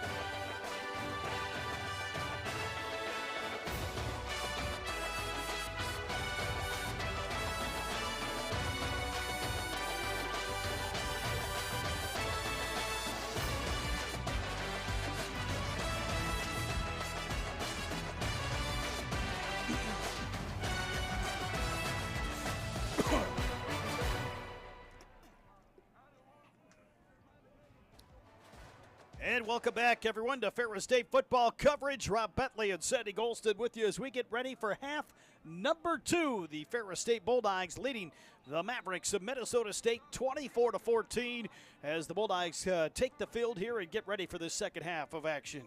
Bulldogs going to send the kickoff team out here as Minnesota State won the coin toss to open the game, decided to go on defense first in the first half, and now they'll take the ball. Haven't had a chance to evaluate what they have seen from themselves, and the Bulldogs through the first half will get a chance early, right off the bat, to see where Minnesota State feels like they can attack here against this Bulldog defense. Ferris State football, one of 2 regional finals here today for the Bulldogs. Bulldog volleyball will be in action tonight, 6 p.m. Eastern time at NCAA.com. The Midwest Regional title match as they take on the University of Indianapolis. Mitch Middleton has it teed up. The Bulldogs will kick off from left to right here as we start the second half of football here in the D2 quarterfinals, and back underway here as this one's going to be driven deep all the way back to the 1-yard line. Minnesota State's going to come back on the return, and great coverage again by the Bulldogs downfield as the Mavericks will start back inside their own 20. Yeah, where he fielded that kickoff, I mean, that's one that generally you just let go through the back of the end zone. I believe that was Williams again on the return as this Ferris State football playoff run presented by Explore Big Rapids and the Mecosta County Visitors Bureau. Find out more online that Mecosta County has to offer at bigrapids.org. Here will come the Maverick offense just underway in the second quarter, trailing 24-14 as Thompson will be back at quarterback here for the Mavericks. Working off the right side hash here on the opening play. They'll give it off to Backer on the carry to the near side, and he stood up hard and thrown down by Tim Allen, the Coopersville product that comes in to make the stop. Big Tim Allen coming in off the edge, and nowhere for that running play to go here. As you can see, Tim Allen sheds his block and just eats that play up. So no gain on the play here for Minnesota State, maybe a half a yard at most to the 20 as the Mavericks will have second and long. 4 receivers here in the formation for Minnesota State as Thompson has a man left side of him here, and Henderson in the offensive backfield. Back to throw here across the middle and hauled in, and enough for a first down out to the 30. Nice reception made by Guyett over there on that far side. He's had a couple big catches here today. Yeah, nice job there. Pocket was just starting to collapse when he got rid of that ball. So first down and 10 here as Minnesota State will move it out to the 30. The Mavericks trying to chip into a lead that was 24-7 at one time here for the Bulldogs in the second quarter of play. Just underway in the second half here as Thompson in the offense. First down and 10 for the Mavericks off the right side. They'll give it off here on the straight, give up the middle. The Bulldogs doing a much better job so far here against the interior run. Again, maybe a yard at most here for the Mavericks on the carry up the middle.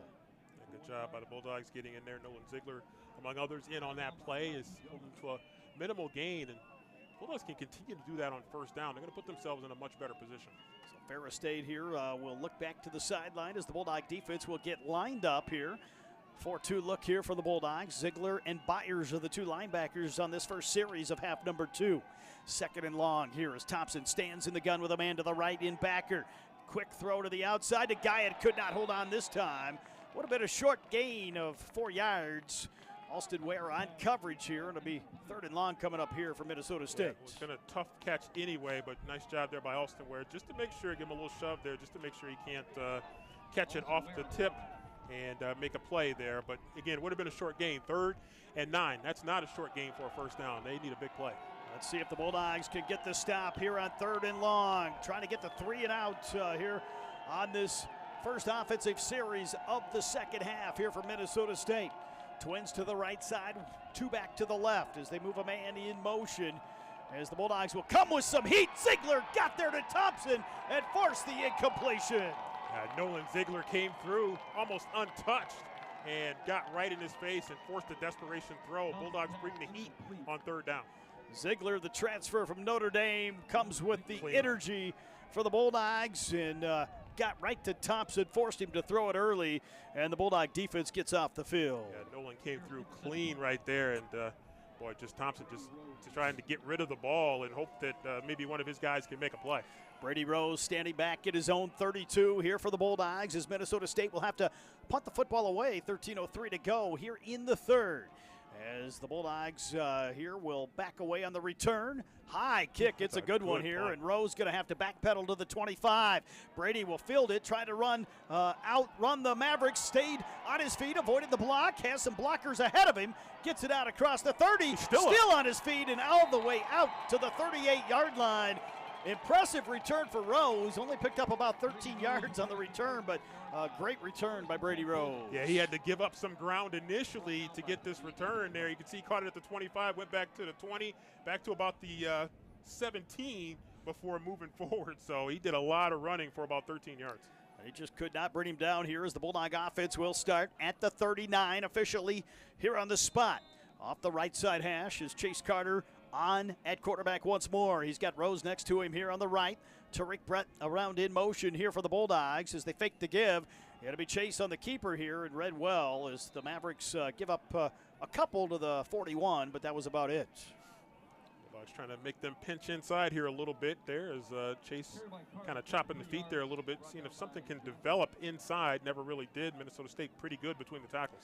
Those big boys up front, the nasty boys, trying to pave the way once more here for Ferris State as Carter will send Brett back in motion.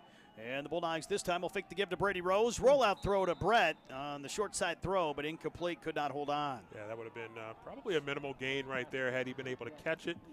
Maybe 4 or 5 yards, but get you 4 or 5 yards closer to a first down. So big third down here for the Bulldogs.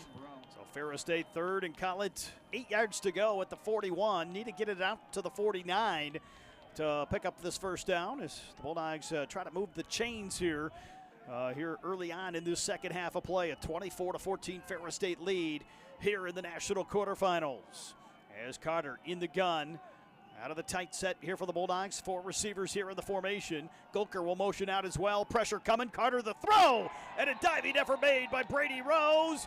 Right at the markers. It's going to be a first down here for the Bulldogs. What a grab there by Brady. Laid out to get that one. Throw just a little bit ahead. Chase leading him on the throw. What an effort there by Brady Rose. Brady Rose able to pick up the first down as the Bulldogs move the chains approaching midfield. Here at the 49. Got just enough space to pick up the first down. Tariq Brett will stand in the backfield here to the left side of Chase Carter here on first down and 10. As Carter, the Orlando native, will roll out, looking to throw. Now will decide to keep and is going to hold on to it here as he gets it into Minnesota State territory down to the 49. Yeah, probably a smart decision to just tuck it under. And sometimes, unfortunately, a quarterback in this case had to take a pretty good little shot there, but wisely not trying to force a throw. So the Bulldogs here into Minnesota State territory for the first time in the second half. Here is Ferris State score here on this drive would be huge here for the Bulldogs. Carter in the gun. Twins to the short side of the far side of the formation here for the Bulldogs. The give to Brady Rose, and he tries to throw it over the top. Had to get rid of it a little bit early. Was looking for Gulker and incomplete. Carson gets that. That's going to be at least a first down. One of the rare times Rose was not able to complete the pass. I think he was 8 of 10 at one point last week going into the game. So he had completed almost 80% of his passes, of course, limited throws here on the year. Yeah, Minnesota State that time did a little better job. The Bulldogs kind of mixed up that play a little bit.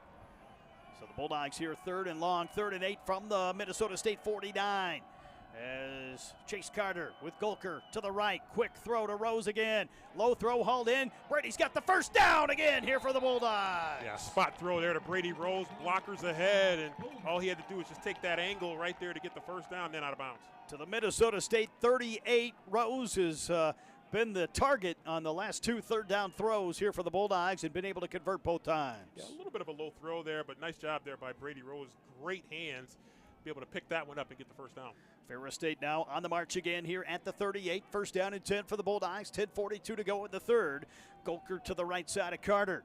And the Bulldogs will run the double reverse here to Tariq Brett, trying to outrun the Minnesota State defense around the corner, but great pursuit to the football here by the Mavericks. The Bulldogs really could never get the edge on the far side. Yeah, I think the Mavericks really were kind of ready for that play, and they had a lot of bodies right there to try to make things tough there. Bulldogs had a blocker out there, but just one blocker against probably 2 or 3 Mavs, and they were able to haul him down for a 2-yard loss. Antoine Johnson, one of the defensive backs here for Minnesota State, linebacker / defensive back, chasing the play all the way to the far side. As the Bulldogs lose a couple yards, it'll be second down and Call it 12 here from the 40 here for the Bulldogs. Carter with the empty backfield as Golker will motion out. Chase looking to throw here. Pressure coming. The Bulldogs pick it up and just missed. Had Cam Underwood wide open, not able to complete the throw. Boy, you don't see those two miss like that very often. That was going to be a big play right there. It was right there, but instead it'll be 3rd and long here for the Bulldogs. Need to get it down to the 28. They've converted the last 2 times on 3rd down. We'll see if they can do it once more here. With where you're at, could be 4-down territory if you're the Bulldogs. Yeah, it's going to be an interesting call from this spot on the field, but they can make that a lot easier if they can get at least half of the distance here to a 1st down. We'll see what happens here on 3rd and long as Brett will stand to the right side of Carter in the gun here for Ferris State. 4-man front for Minnesota State. Pressure coming again. Carter able to unload the football to Tariq Brett to the 25. He's got the 1st down inside the 20-yard line here for the Bulldogs. Yeah, Cam Underwood coming over here toward the near sideline, drew a defender, and that left Tariq Brett open. As you can see, a couple of Bulldogs splitting out here to the flat area. Tariq Brett open, and he gets the 1st down and then some. Chase Carter stands in the pocket. He saw the pressure coming. The Bulldogs did a good job of picking up the blitz, gave him enough time, able to find Brett for the 1st down throw. The Bulldogs have it here at the 20. Golker motions out again. Carter looking to throw, has time, delivers the ball this time to Underwood, and he's going to be driven out of bounds here, but holds on as he will get the forward progress down near the 16. Nice job there by Cam, being strong with the ball. Good decision there by Chase Underwood. Well, Chase Underwood too, but Chase Carter getting the ball to Cam Underwood there. You can see pump faking right there and then throwing it, making sure it was right in the chest, right on the 9. Cam Underwood, the senior, able to make the big grab here for Ferris State. 2nd and call it 6 at the 16. Golker to the right of Carter. And the Bulldogs will give it off to Carson Golker down inside the 10. He's going to have another 1st down. It'll be 1st and goal here for the Bulldogs. Well, the Bulldogs like to punish you with that running game here, coming down the stretch. It's not necessarily down the stretch here. Still only about halfway, not quite halfway through the 3rd quarter, but the Bulldogs want to keep pounding away. So Ferris State 1st down and 10 as the Bulldogs have it here just across the 10, between the 9 and the 10. Here as they work it toward the Minnesota State end zone. The Bulldogs will keep it in the hands of Carter and get maybe a yard before he's tackled hard here by the Mavericks. Yeah, it was either going to be the first guy going through, which was Carson Golker. He decided to pull it back and kind of use Carson as maybe a lead runner, but Minnesota State able to crash in and get Chase Carter wrapped up probably right at the line of scrimmage. So 2nd down here for Ferris State. Goal to go here from about the 8.5-yard line here for the Bulldogs. 7:48 to play in the 3rd, trying to add on to a 24-14 lead here against this Maverick defense.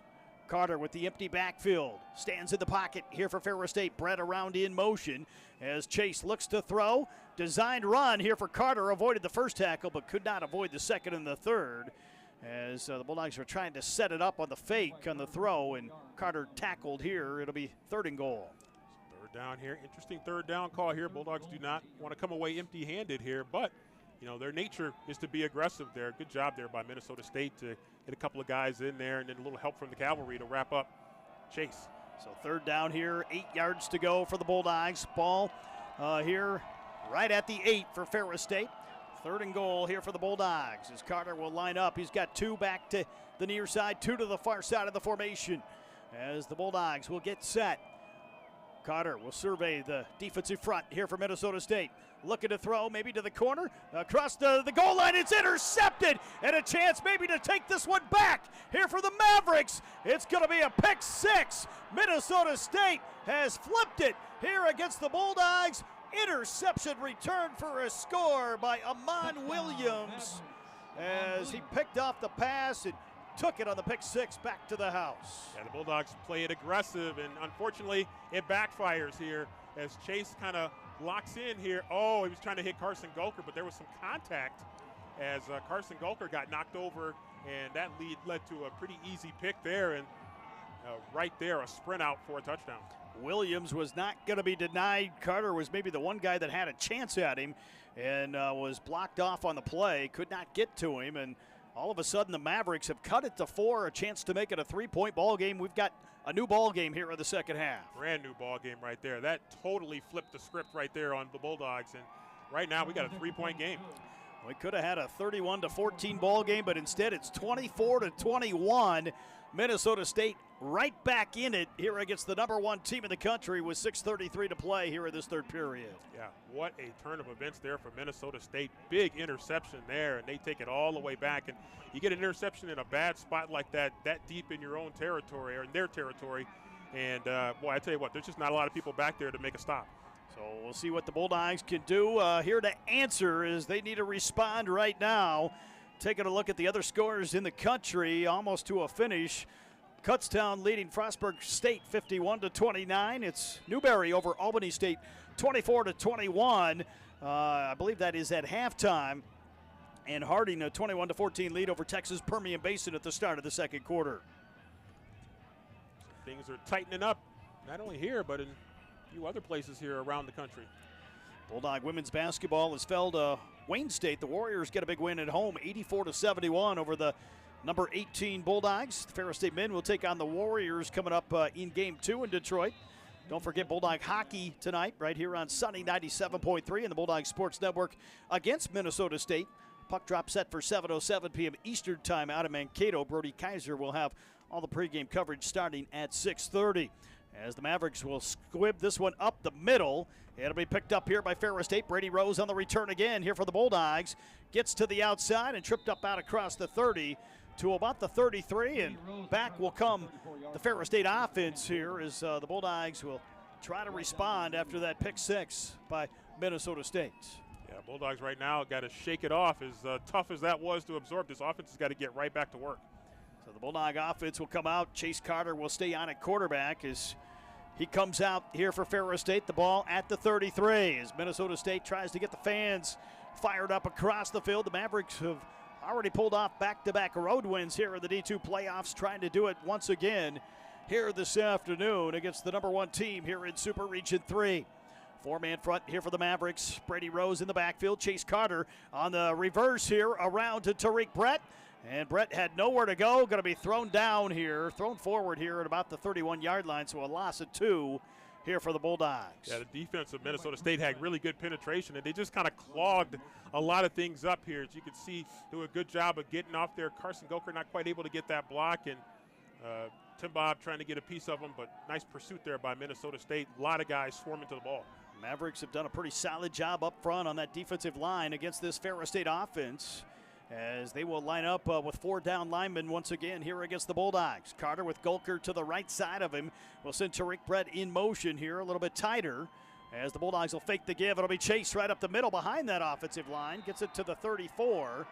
Able to get to about 3 or 4 yards here on the carry, but 3rd and long coming up again here for the Bulldogs. This defense has put Ferris State in a position where they're going to test the Bulldogs' ability to throw this pass here. As you can see, pretty much a designed run there as he kind of faked a little bit of throw to the outside on the near side and then just tucked it under, went ahead, but tackled just past the original line of scrimmage. Cloudy skies here today at Top Taggart Field as temperatures right around 30 degrees here today. A little bit of a light breeze here on 3rd and long. 3rd and 9 from the Bulldog 34. Brady Rose in motion. Chase back to throw. Pressure coming, avoided the sack. Rolls out to the right side. Carter on the run. He's got some real estate into the 50-yard line and in to Minnesota State territory. A first down to the Maverick 47. A good job there by Chase. He knew he was going to have to sacrifice the body because he was going to take either a big hit and or take a big fall there as he tucked it under right there, realizing what he had to get for the first down. Carter able to keep the Bulldogs moving here to the 47-yard line as Ferris State will have it on the right side here, trying to extend a 24-21 lead as the Bulldogs were driving on the last series before the pick six totally flipped this game around. So trips to the left side out wide here for Ferris State as Carter stands in the pocket with a man next to him here on the left side of the offensive backfield. It'll be Carson Golker this time on the direct snap, and he's got a big first down, or very close to it. A pickup of 9 as he gets it down to the 38. I think you're going to see the Bulldogs really tuck it under and run that ball, 2 hands on the football as much as possible in traffic. So they did move Golker back to quarterback on that last play. Kind of a wildcat look. I don't know if you could call it a wildcat as Carson was a quarterback. He's going to stand back there once again here for the Bulldogs. Trips left here with Brady Rose to the left. It'll be Golker again here off the left side. Has a huge hole and gets it down inside the 25 to the 23-yard line. The Bulldogs right now just lining it up and running right at the Mavericks. This is what the Bulldogs tend to do late in games here. And I think that last one they tried to catch the Mavericks a little bit. That was actually a pretty nice block there by one half of Tim Bob and also Brady Rose getting a piece of a guy. Carson Golker back-to-back runs here for Ferris State. It looks like he's going to stay right there here for Ferris State. No, now Chase is going to move back to quarterback. Golker will stand back there with him here for Ferris State to his left. Carter in the gun here for the Bulldogs, and we got a timeout called. Timeout called by head coach Tony Anise. I believe the play clock might have been winding down here on the Bulldogs. Yeah, did not want to march back here and wants to keep that momentum going here as the Bulldogs try to regain that touchdown that they gave to Minnesota State off the turnover. 3:06 to go here in the third quarter. The winner moves on to the national semifinals. Again, those sites for the national semifinals will be announced later on tonight, I believe, by the NCAA, along with the playoff matchups after a reseeding following the 4 quarterfinal round games today. So it'll be a wait-and-see contest here for the winner of this football game. The Bulldogs hope that is them, but right now in a battle here late in the third and some work to do. A score here, though, would be big here for the Bulldogs to respond to that Michigan or Minnesota State score. Yeah, certainly, you look at it right now, you got to get that touchdown back. And that would make it a 2-score game again. And so it's really important that they get this touchdown back. And part of that's going to be hanging on to the football. And then the Nasty Boys up front, they got to continue to do what they've been doing so far on this drive and throughout really a big chunk of this game. Ferris State has piled up some numbers here. We'll get to the numbers coming up here at the end of the third as Chase Carter will have Brady Rose next to him here on his right as the Bulldogs have it here at the 23-yard line. First down and 10 as the Bulldogs will fake the give to Rose. Carter across the middle to Cam Underwood down inside the 10 and spinning forward all the way down to the 7. It'll be first and goal again here for the Bulldogs. Yeah, Cam Underwood just kind of posted up there in a spot in that Minnesota State defense. Good find there by Chase Carter. So the Bulldogs driving once more here as Ferris State will line up here off the right side hash. Rose to the left side, a Golker. This time it'll be Carson up the middle, lowers the shoulder. Golker to the end zone. Touchdown Bulldogs. A great job there by Carson Golker as he kind of saw the right side wide open there and just a jog into the end zone there. Good seal blocking on the right side by the offensive line. And really just a jog into the end zone here. Let's take a look at the replay here as he fakes the going left there behind Brady Rose. Good block there by Cam Underwood on the outside. The Bulldogs a huge response here with 2:37 to go in the third. Chance to make this a 10-point game. Steady Eddie on for the PAT. It is up and good. Make it 31-21. Bulldogs make it a 2-possession game again. That is huge. So Ferris State, the response after the interception, the pick 6 return. The Minnesota State Mavericks had new life, but that may deflate the Mavericks a little bit here with Ferris State driving down to score. Well, we'll certainly see how they respond here because, to be honest with you, the Bulldogs feel like I think the Bulldogs feel like they just got to take care of that ball, and try to force Minnesota State to have to make some big plays to be able to beat you in terms of the offensive side of the ball. And they've done that a couple of times, but you got to try to make them do that a little bit more consistent. And certainly you don't want to help them be successful, which the Bulldogs did on that last score by the Mavericks. But the Bulldogs fortunate to counter and make it a 10-point game again. Harding and Texas Permian Basin tied up at 21 with 6:50 to play in the second quarter of that ball game. Looks like Newberry still leading Albany State 24-21 late in the third quarter. And Kutztown has been the first team to advance to the semifinals, defeating Frostburg State in Super Region 1 as the number 1 team wins it 51-29. Yeah, that one not a big surprise there, but I think a lot of jaws are dropping right now with that Harding Permian Basin score tied at 21. Permian Basin just scored again after Harding had taken a 21-7 lead, I believe, at one stage of that ball game. Mitch Middleton to kick it away here for the Bulldogs. A spinning kick, and this one going to be fielded back inside the 5. And the Mavericks are going to come out with it. Nothing doing here as they're stopped at the 12-yard line. Connor Stoff was on the return, but again, great coverage downfield here by the Bulldogs. That's about the second time they fielded it about inside the 1-yard line. That one going back to probably about the goal line. Bulldogs coverage team right down there. Housey and others in on that play. Trey Rigby being one of them for Ferris State, along with Jeremiah Housey, as Minnesota State will start this offensive series right at the 12, as we have just 2:30 to play here in this third quarter. A 31-21 lead here for Ferris State, as we see some young fans sliding down on the snow here in the end zone. See, the snow is not necessarily bad for everybody. When you're young, the snow is kind of fun. It's Sims back on at quarterback. He rolls out right side, looking upfield here, being chased by the Bulldogs, and a dangerous throw. Was a catch made? They're going to call it a catch. And very close to a first down out to the 21. That's going to be good for about 9 yards there. Sliding grab there. So the catch was made here as it was Sims that came back on at quarterback. Short throw in traffic, and a great grab made by Hudson Dillon, another tight end here for Minnesota State. Well, Jay Pay came in there and just an eyelash short of maybe getting another diving pick. Second and a yard here for the Mavericks. Maximus Sims at quarterback. He's got Henderson with him here in the offensive backfield. Bulldogs stacking up the line here. Tight set here as Sims will give it off. And a short carry here. The Bulldogs trying to drag him backwards, and it's going to be close to a first down. Very close. Looking where the linesman's coming in, it's a first down. He's already pointing first down from the near side. And it looks like it probably will be, as Tim Allen will check back on here on the defensive front for Ferris State. So the Bulldogs rotating some guys, and they still have yet to move. They will call it a first down here as the chains will move. Yeah, they're going to move it down. But big first down conversion there by Minnesota State. And they don't necessarily have to panic button right now. There's a little over a minute left in the quarter. 31-21 our score here as the Mavericks will line up here off the right side. Four-man front here for the Bulldogs as they send a man in motion. It'll be Sims on the keeper up the right side. Met hard by the Bulldogs. I think that was Lamancusa that stood him up that time for the Bulldogs. Jack Lamancusa right there coming off the edge, able to wrap him up just before the line of scrimmage there. You can see their design quarterback run off the right side. Lamancusa says, not on my watch.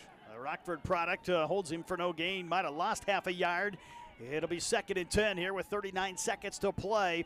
Here in the third, the Mavericks back at their own 22-yard line, as Sims will stand with a man left side here in the offensive set. He'll send the tight end back in motion here to the left side of the formation in Jones. Sims will take the snap, fakes the give to Backer. Back to throw here. Everything has covered. time to the outside and broken up by the Bulldogs. Flag thrown here as Eric Jackson got a piece of it. He looks down and sees the flag, and he does not like the call. Wow. I tell you what, with what they've let go so far in this game, that is an unbelievable call. Fans below us do not like the call either, as the Bulldogs had forced them into 3rd and long. Ziegler might have been held, as that one was broken up. I don't even see any contact. I mean, that's really almost no contact. That's not even questionable. That's a bizarre call right there.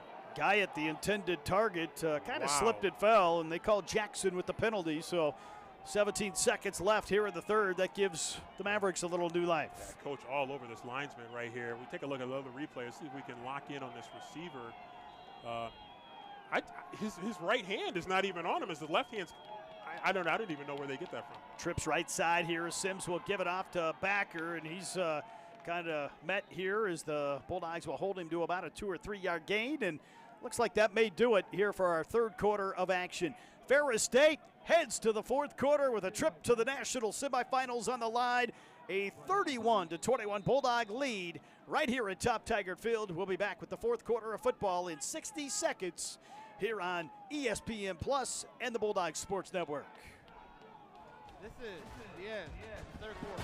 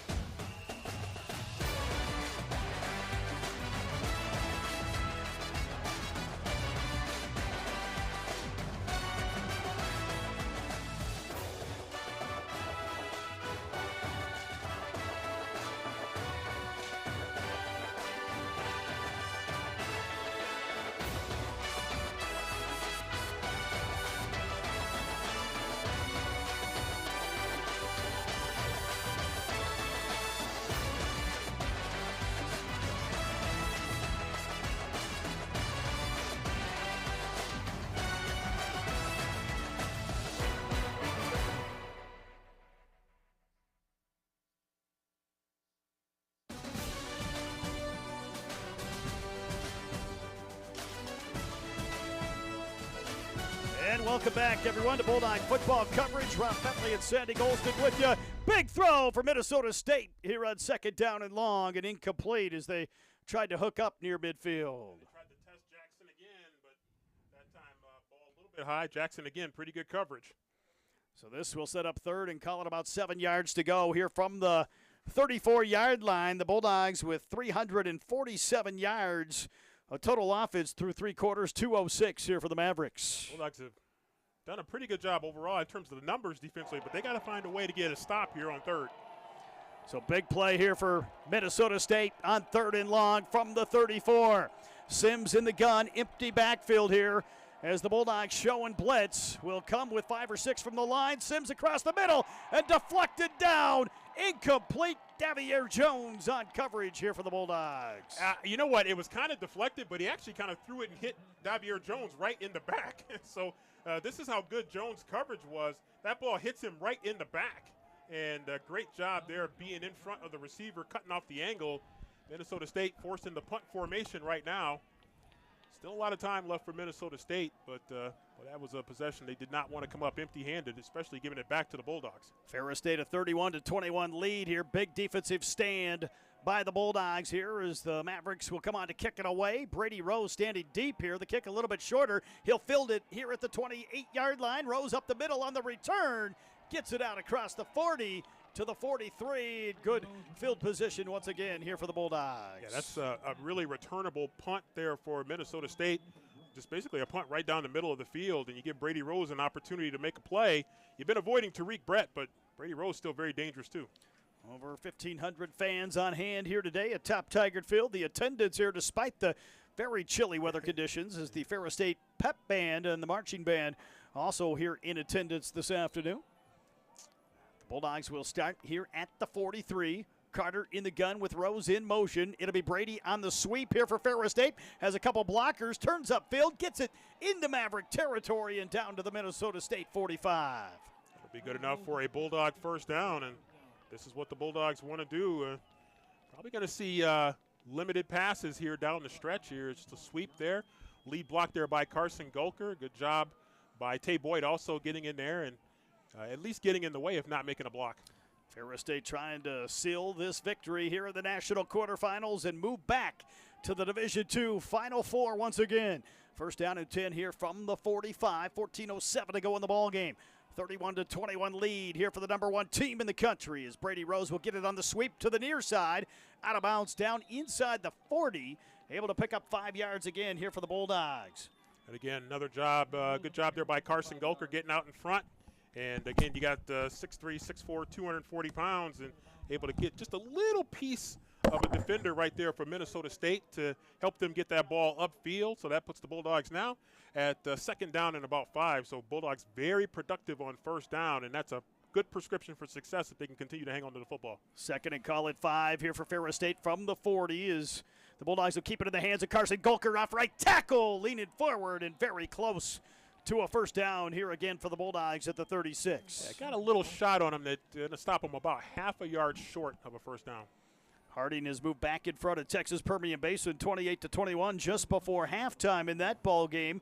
Newberry still leading Albany State at last check 24-21. National quarterfinals today in Division II. The semifinals next Saturday with the championship game in 2 weeks in McKinney, Texas. Third and a yard here for the Bulldogs from the 36.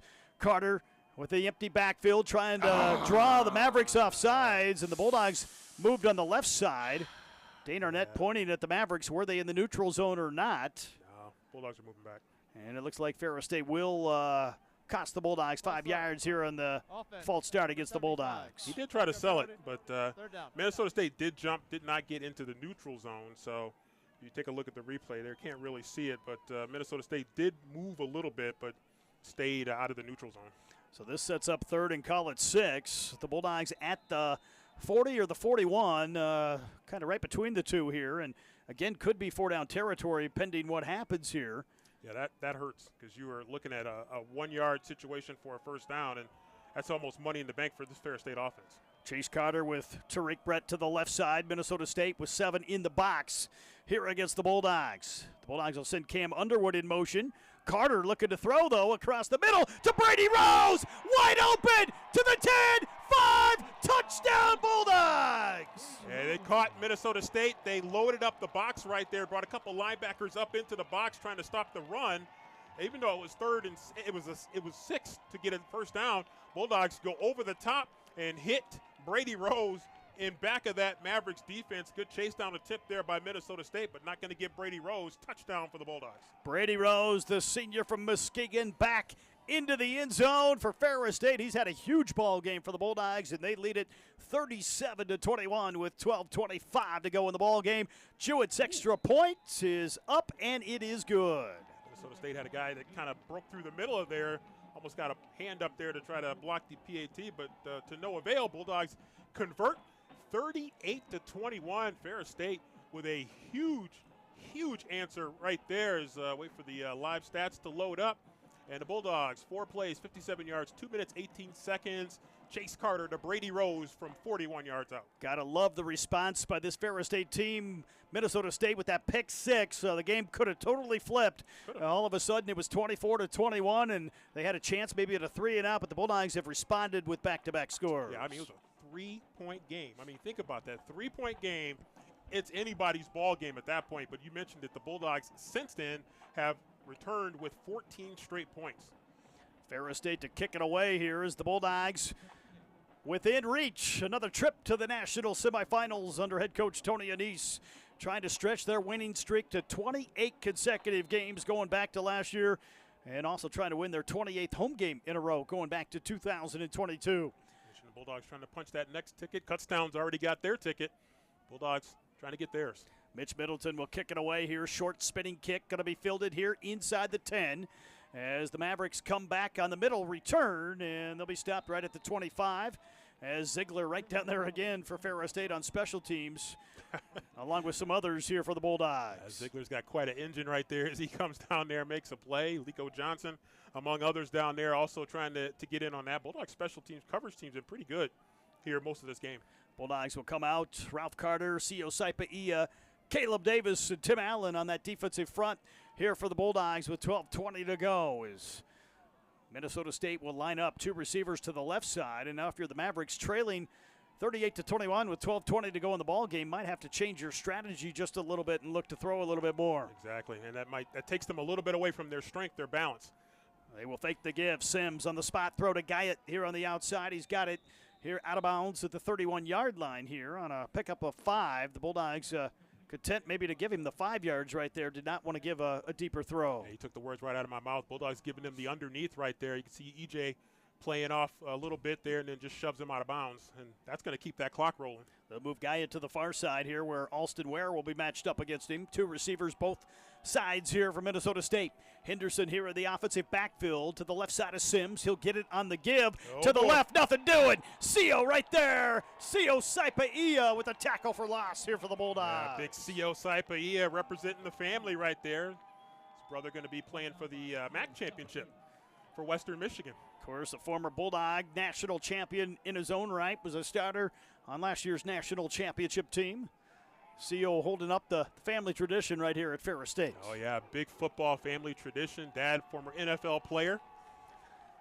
3rd down, call it 7 yards to go here for Minnesota State as the defense tries to get off the field once more with 11:19 to go in the ball game for the Bulldogs. Bulldogs coming up in press. 2 receivers to the right. Sims back to throw. Pressure coming. Flush from the pocket on the move. Is just going to tuck it, trying to get to the first down, and he came up short.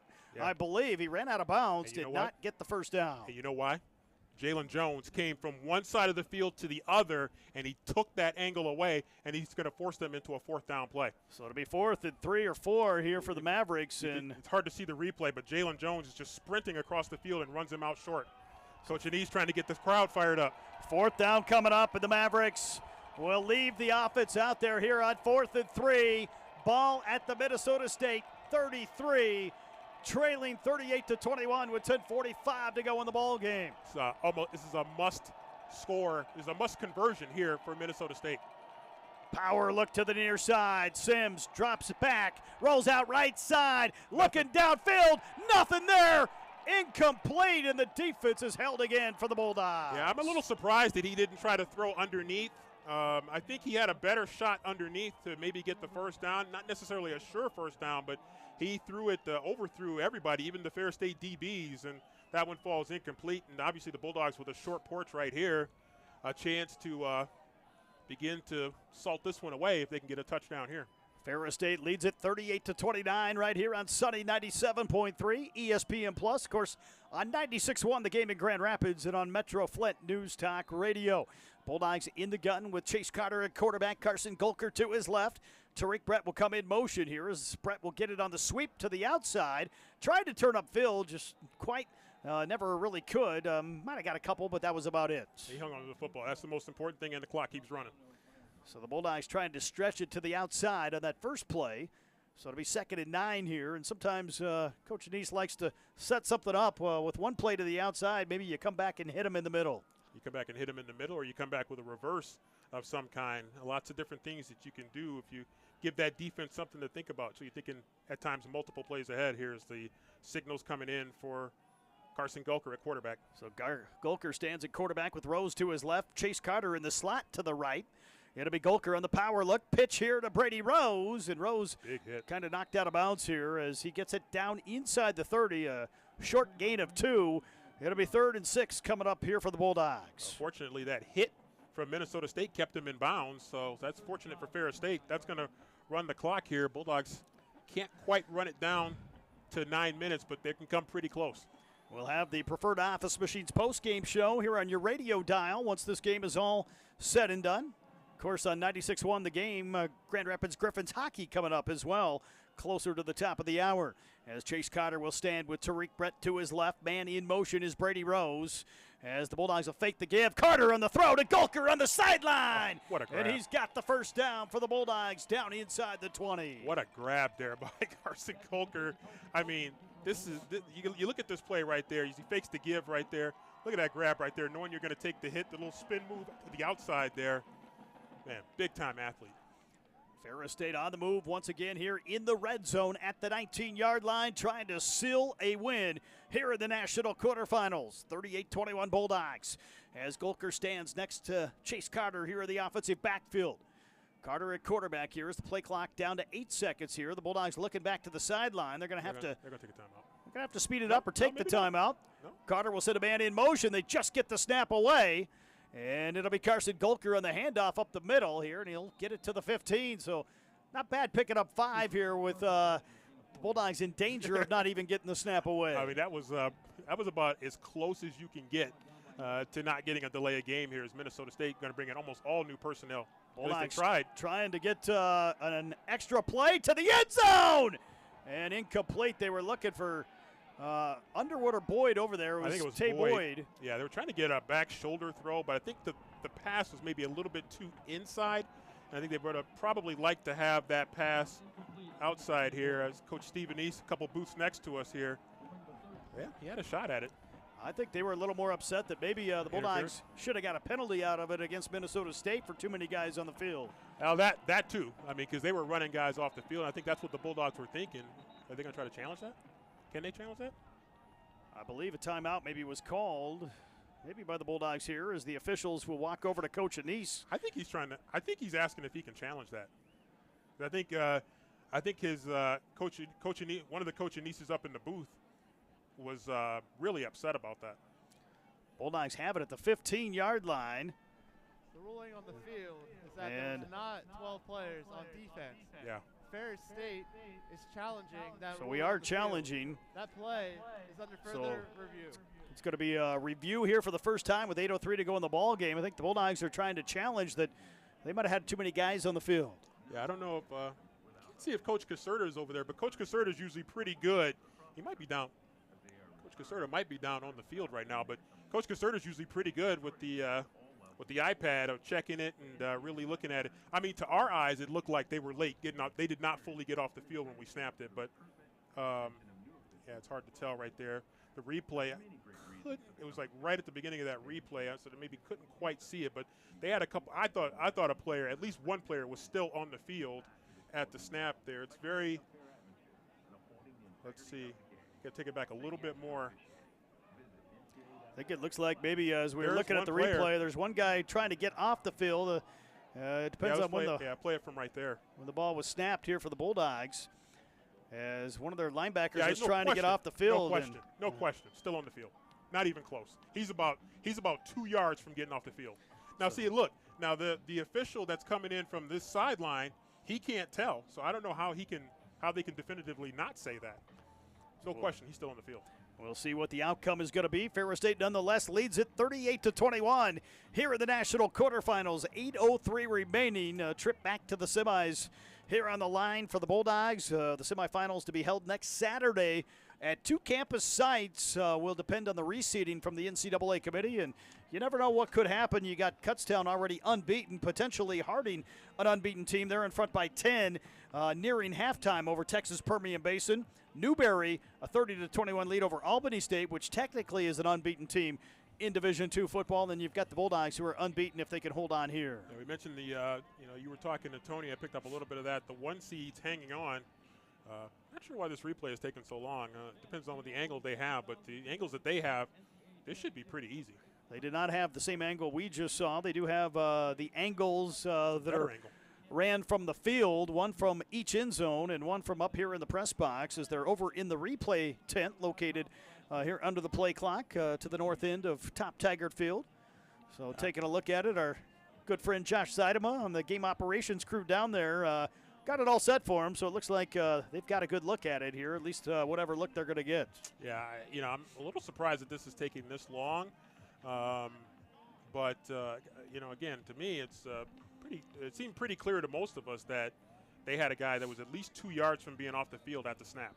I think Coach Anise had to ask if he could challenge it. I'm not sure anyone really knew if you could challenge that or not.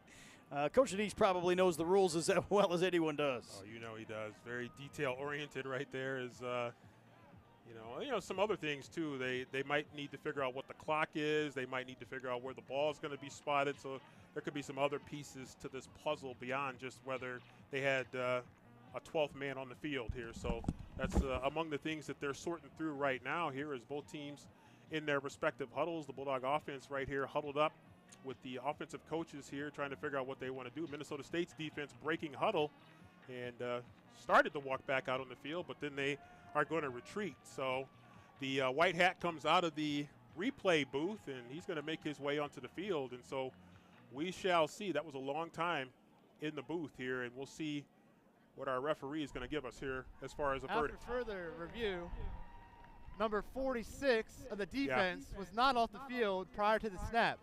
Therefore, Minnesota State had 12 players on the field at the snap. Just what we thought. Number 46 for Minnesota State on the defense was not off the field, so that becomes an illegal substitution penalty. So good call by Coach Anise and the staff. So that will move the football here to the 10-yard line, as the Bulldogs are not charged the timeout. And it looks like, according to our down marker, it'll be 2nd and a yard here for the Bulldogs. So the Bulldogs' chance to pick up a short yardage first down here and keep that clock rolling. It's Ferris State with Carson Gulker here in the quarterback position. Brady Rose to his right. Here in the offensive set for the Bulldogs as we return to action.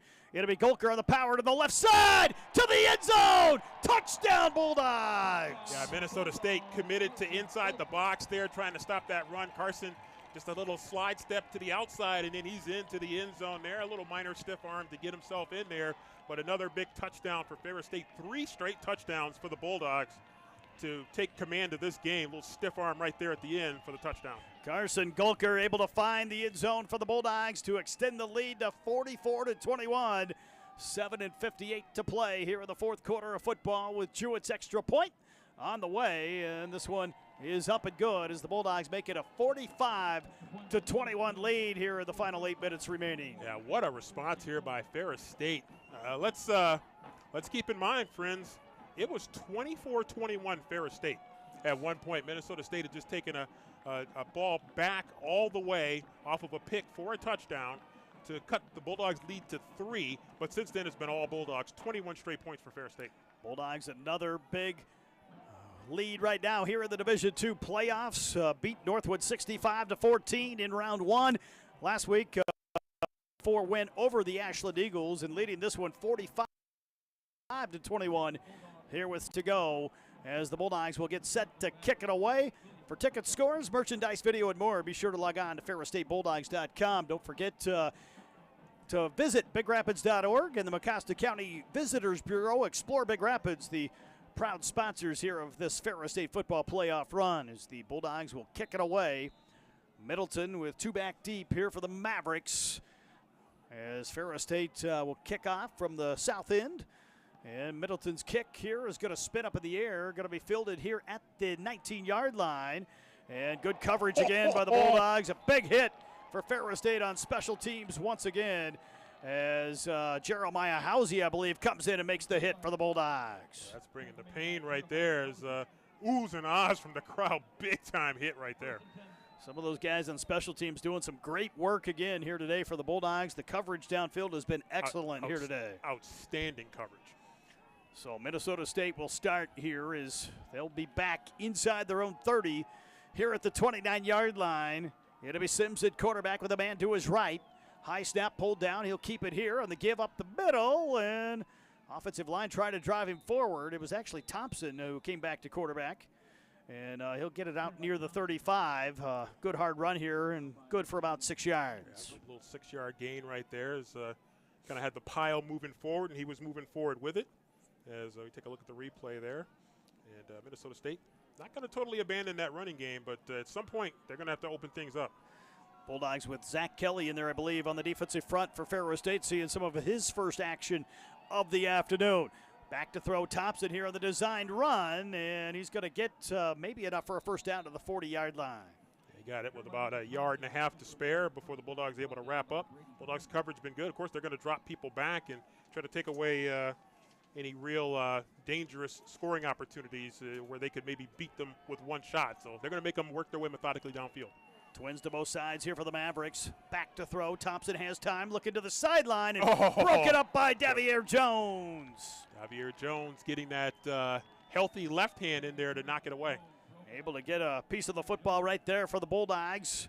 This will set up 2nd and long here for Minnesota State, as the Bulldogs rotate a few guys here in there in the defensive secondary. Rigby will come on here for Ferris State on the back end. Boy, Jones has been a great addition. A few games back in that lineup for the Bulldogs. And, boy, I tell you what, been a great find there for the Bulldogs in that secondary. 2nd and call it, 10 to go here for Minnesota State as the Mavericks fake the give. Thompson rolls out left side looking for his tight end. Short throw here, and Ziegler will drive him out of bounds as the catch was made over there on that far sideline by Jake Cicero, the senior out of Glenbard North High School down near Chicago. It'll be 3rd and 5 here as they get it out to the 45. They got a good group of tight ends and big receivers. Just reminds me of kind of the way they were when we played them in 2018, kind of a similar type of a makeup. Trips right side here for Minnesota State. Out of the gun is Thompson with a man to the right side here on 3rd down. Thompson drops back. The Bulldogs coming with some heat. He rolls out right side. He's got a receiver open here to midfield. And I believe a first down catch made here for the Mavericks to the near sideline, as it was hauled in by Labarian Gilmore. Yeah, good read there to check down to Gilmore there. And just take the first down, and that's what they got, as he was able to catch it, turn, and kind of stumbled a little bit, but got what he needed. They're going to hurry up mode here with 6 minutes left in the ball game. Thompson drops back again. 4-man rush here for Ferris State. Throw short here, but a great tackle made by Brady Hamby after a 2-yard gain here for the Mavericks. A smart play by the true freshman to try to keep him in bounds, to keep that clock rolling. Mentioned Minnesota State 2018. Their quarterback, Ryan Schlichty, now the offensive coordinator here for Minnesota State. He was the quarterback back in 2018 in that national semifinal game. Yeah, he was a good one there. Back to throw, Thompson to the outside, and another catch made over there on that far side by Gilmore again. That's only gonna get him a couple of yards, and that's gonna take a lot of time off the clock. So 3rd down coming up here, as the stop was made by Rigby over there on the far sideline for Ferris State. Bulldogs rotating a couple new defensive linemen here on 3rd and 6. Thompson with the hard count against the 3-man front, make it 4 now. Here for Ferris State. Ball off the left side hash here at the Bulldog 44-yard line.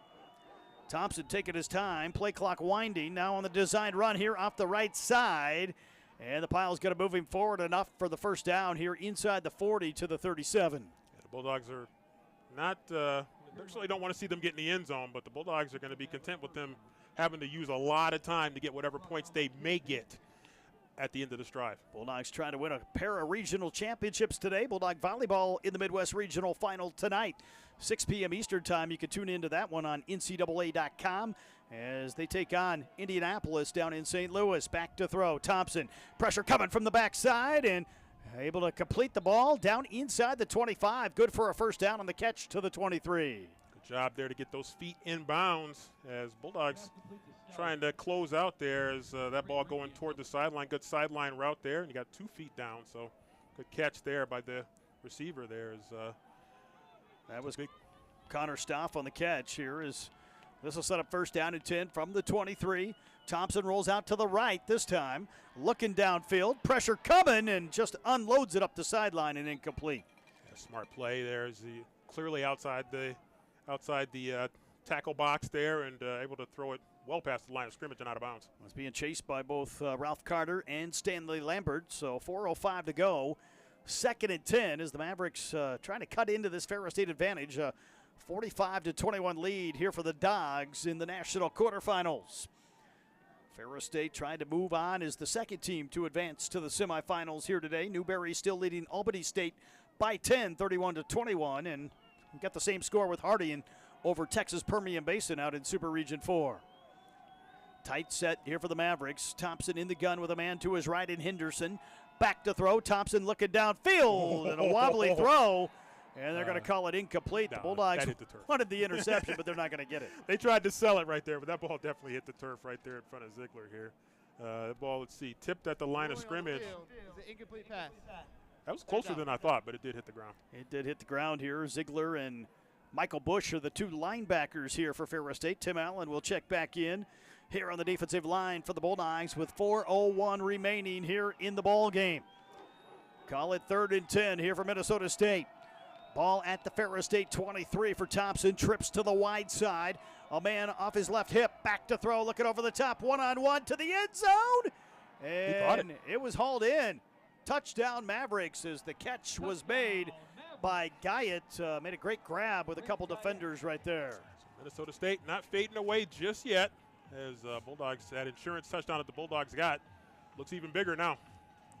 So the Mavericks make it a 45-27 lead here for the Bulldogs with 3:54 to go.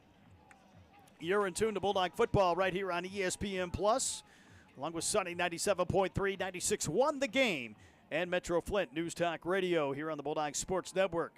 Trips right here as they go for 2 to try to make it 45-29. Thompson on the quick pitch here up the middle, and the conversion is good here. So that'll cut the Ferris State lead to 16. So technically back to a 2-score ball game here with 3:54 to go. Yeah, just a little, just going to bring him over through the behind the line of scrimmage there. A little shuffle pass there for a score on the 2-point conversion. So as you mentioned, technically a 2-possession game, but you're talking 2 touchdowns and 2 2-point conversions.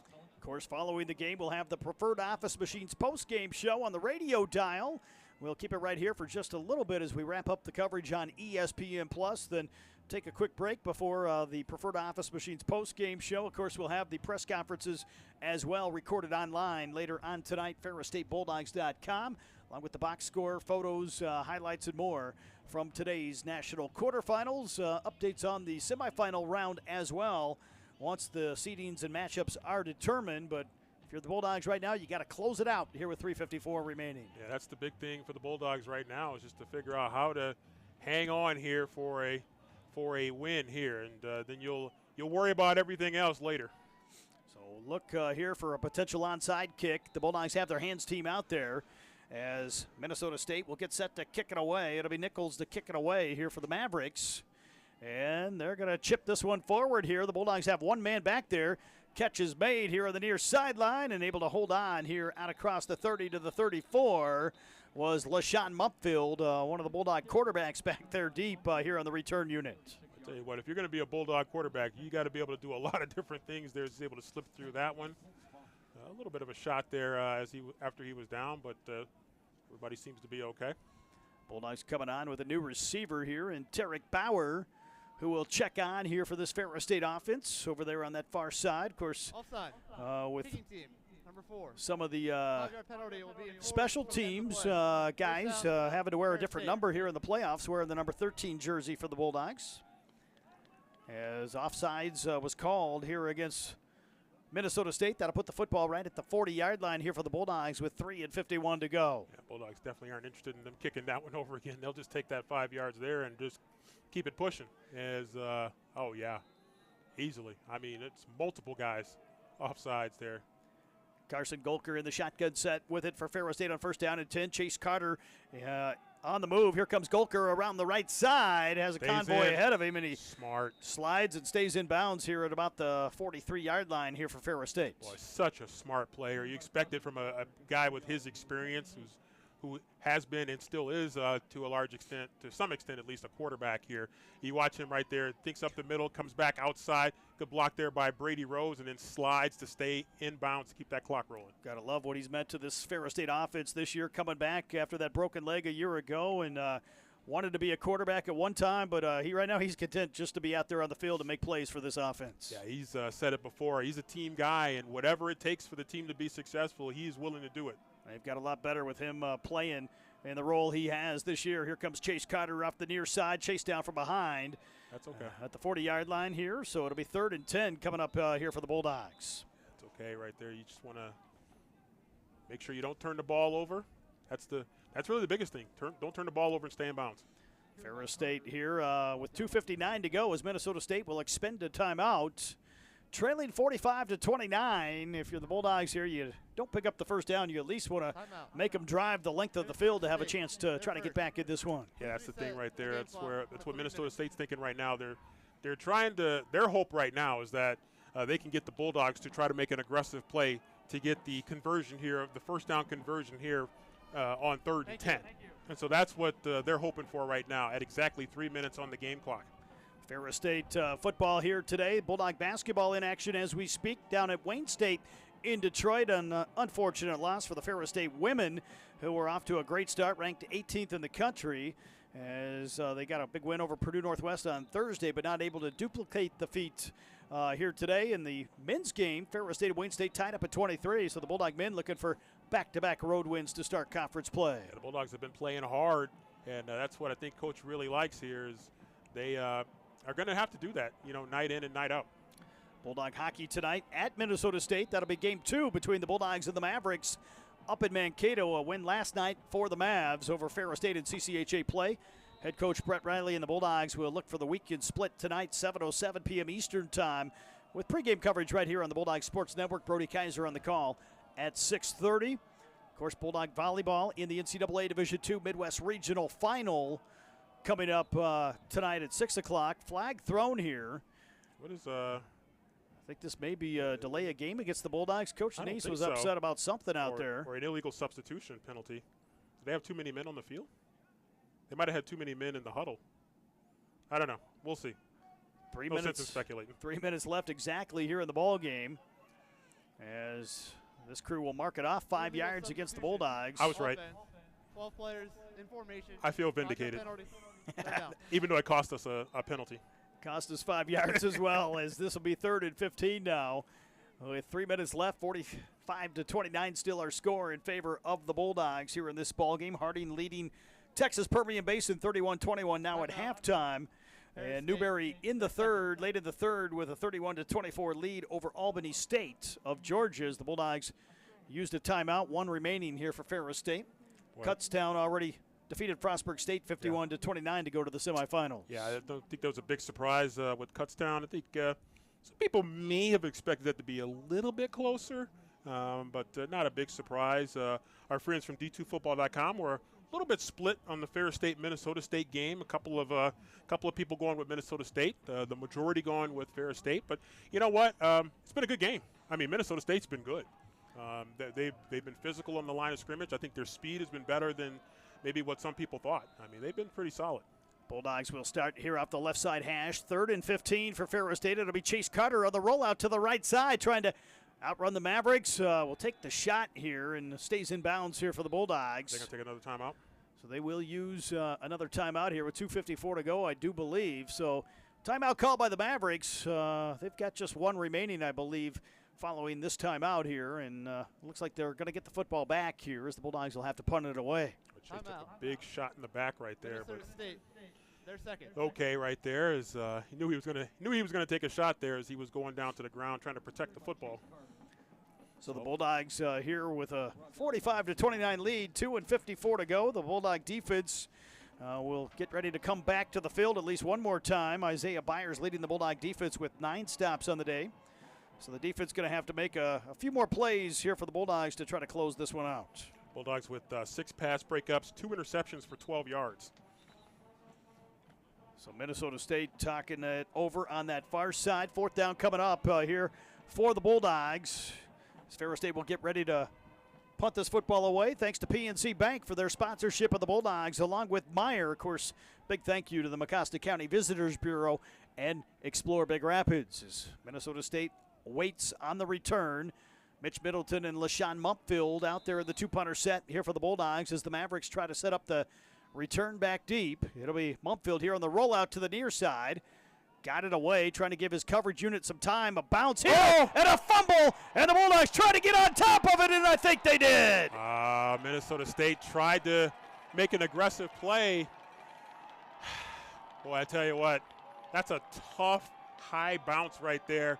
And when it bounces that high, big stick right there by the Bulldogs. Bulldogs fall on top of it. It took a while. Eventually. I think Jones finally fell on top of it here for Ferris State, and the Bulldogs will get the football back.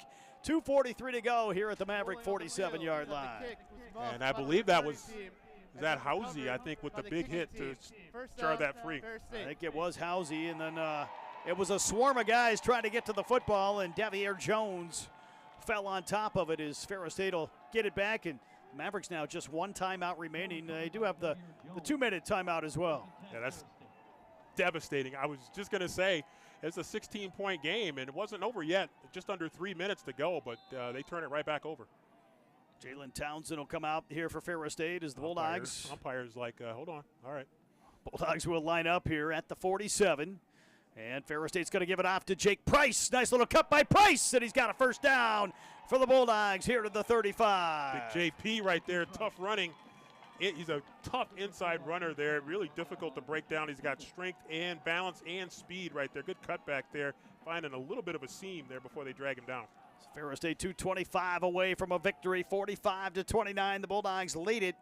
Here is Ferris State taking all of the play clock time that it needs here, and I think the Bulldogs can run this one all the way down to the 2-minute timeout if they elect to do so, and it looks like they're going to do just that. Yeah. There's about a 1 or 2 second difference here between the play clock and the game clock, so the Bulldogs will take it to the 2-minute timeout, 2 minutes away from moving on to the Division II National Semifinals as Ferris State leads Minnesota State 45-29. Some of the Bulldog fans out there braving the elements here today. They're excited and fired up here in the end zone. I tell you what, shout out to these fans that have come out here in some challenging weather conditions, but they have come out to support the Bulldogs, and they've been treated to a really good battle between these 2 teams.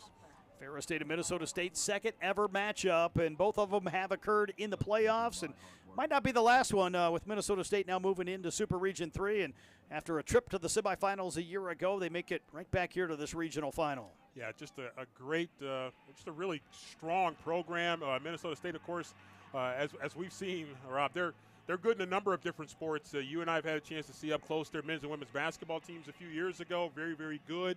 Their hockey team's very good, and their football team, strong football program as well. So really good overall athletic program. And this football program at Minnesota State, a lot to feel good about. A lot of respect here on both sides as Ferris State will line up here off the right side hash, trying to finish off the Mavericks here in the national quarterfinals. As Jake Price will get it again on the carry to the right, off that right side, and the Bulldogs will moving forward here to about the 30. Here as he gets a short gain, and the Mavericks going to use their final timeout with 1:52 to go. You can see JP right here trying to come off the right side, and kind of gets caught up in the middle there, and they said, hey, we'll carry you forward, big fella, all the way up to about the 30-yard line. Bulldogs have used nearly all 58 on the participation report here today in the NCAA Division II playoffs as they try to keep some guys healthy, some guys fresh here to make a run once more here with 2 more to go following this contest here for the Bulldogs. Yeah, Bulldogs have just done a really good job here all the way around. They've been able to rotate some guys in on that offensive line as well, which has really been great to see. And, you know, you want to be able to continue to develop and give confidence to your depth. And at the same time, keep your starters as healthy as possible. And so they've been able to have the best of all worlds coming down the stretch.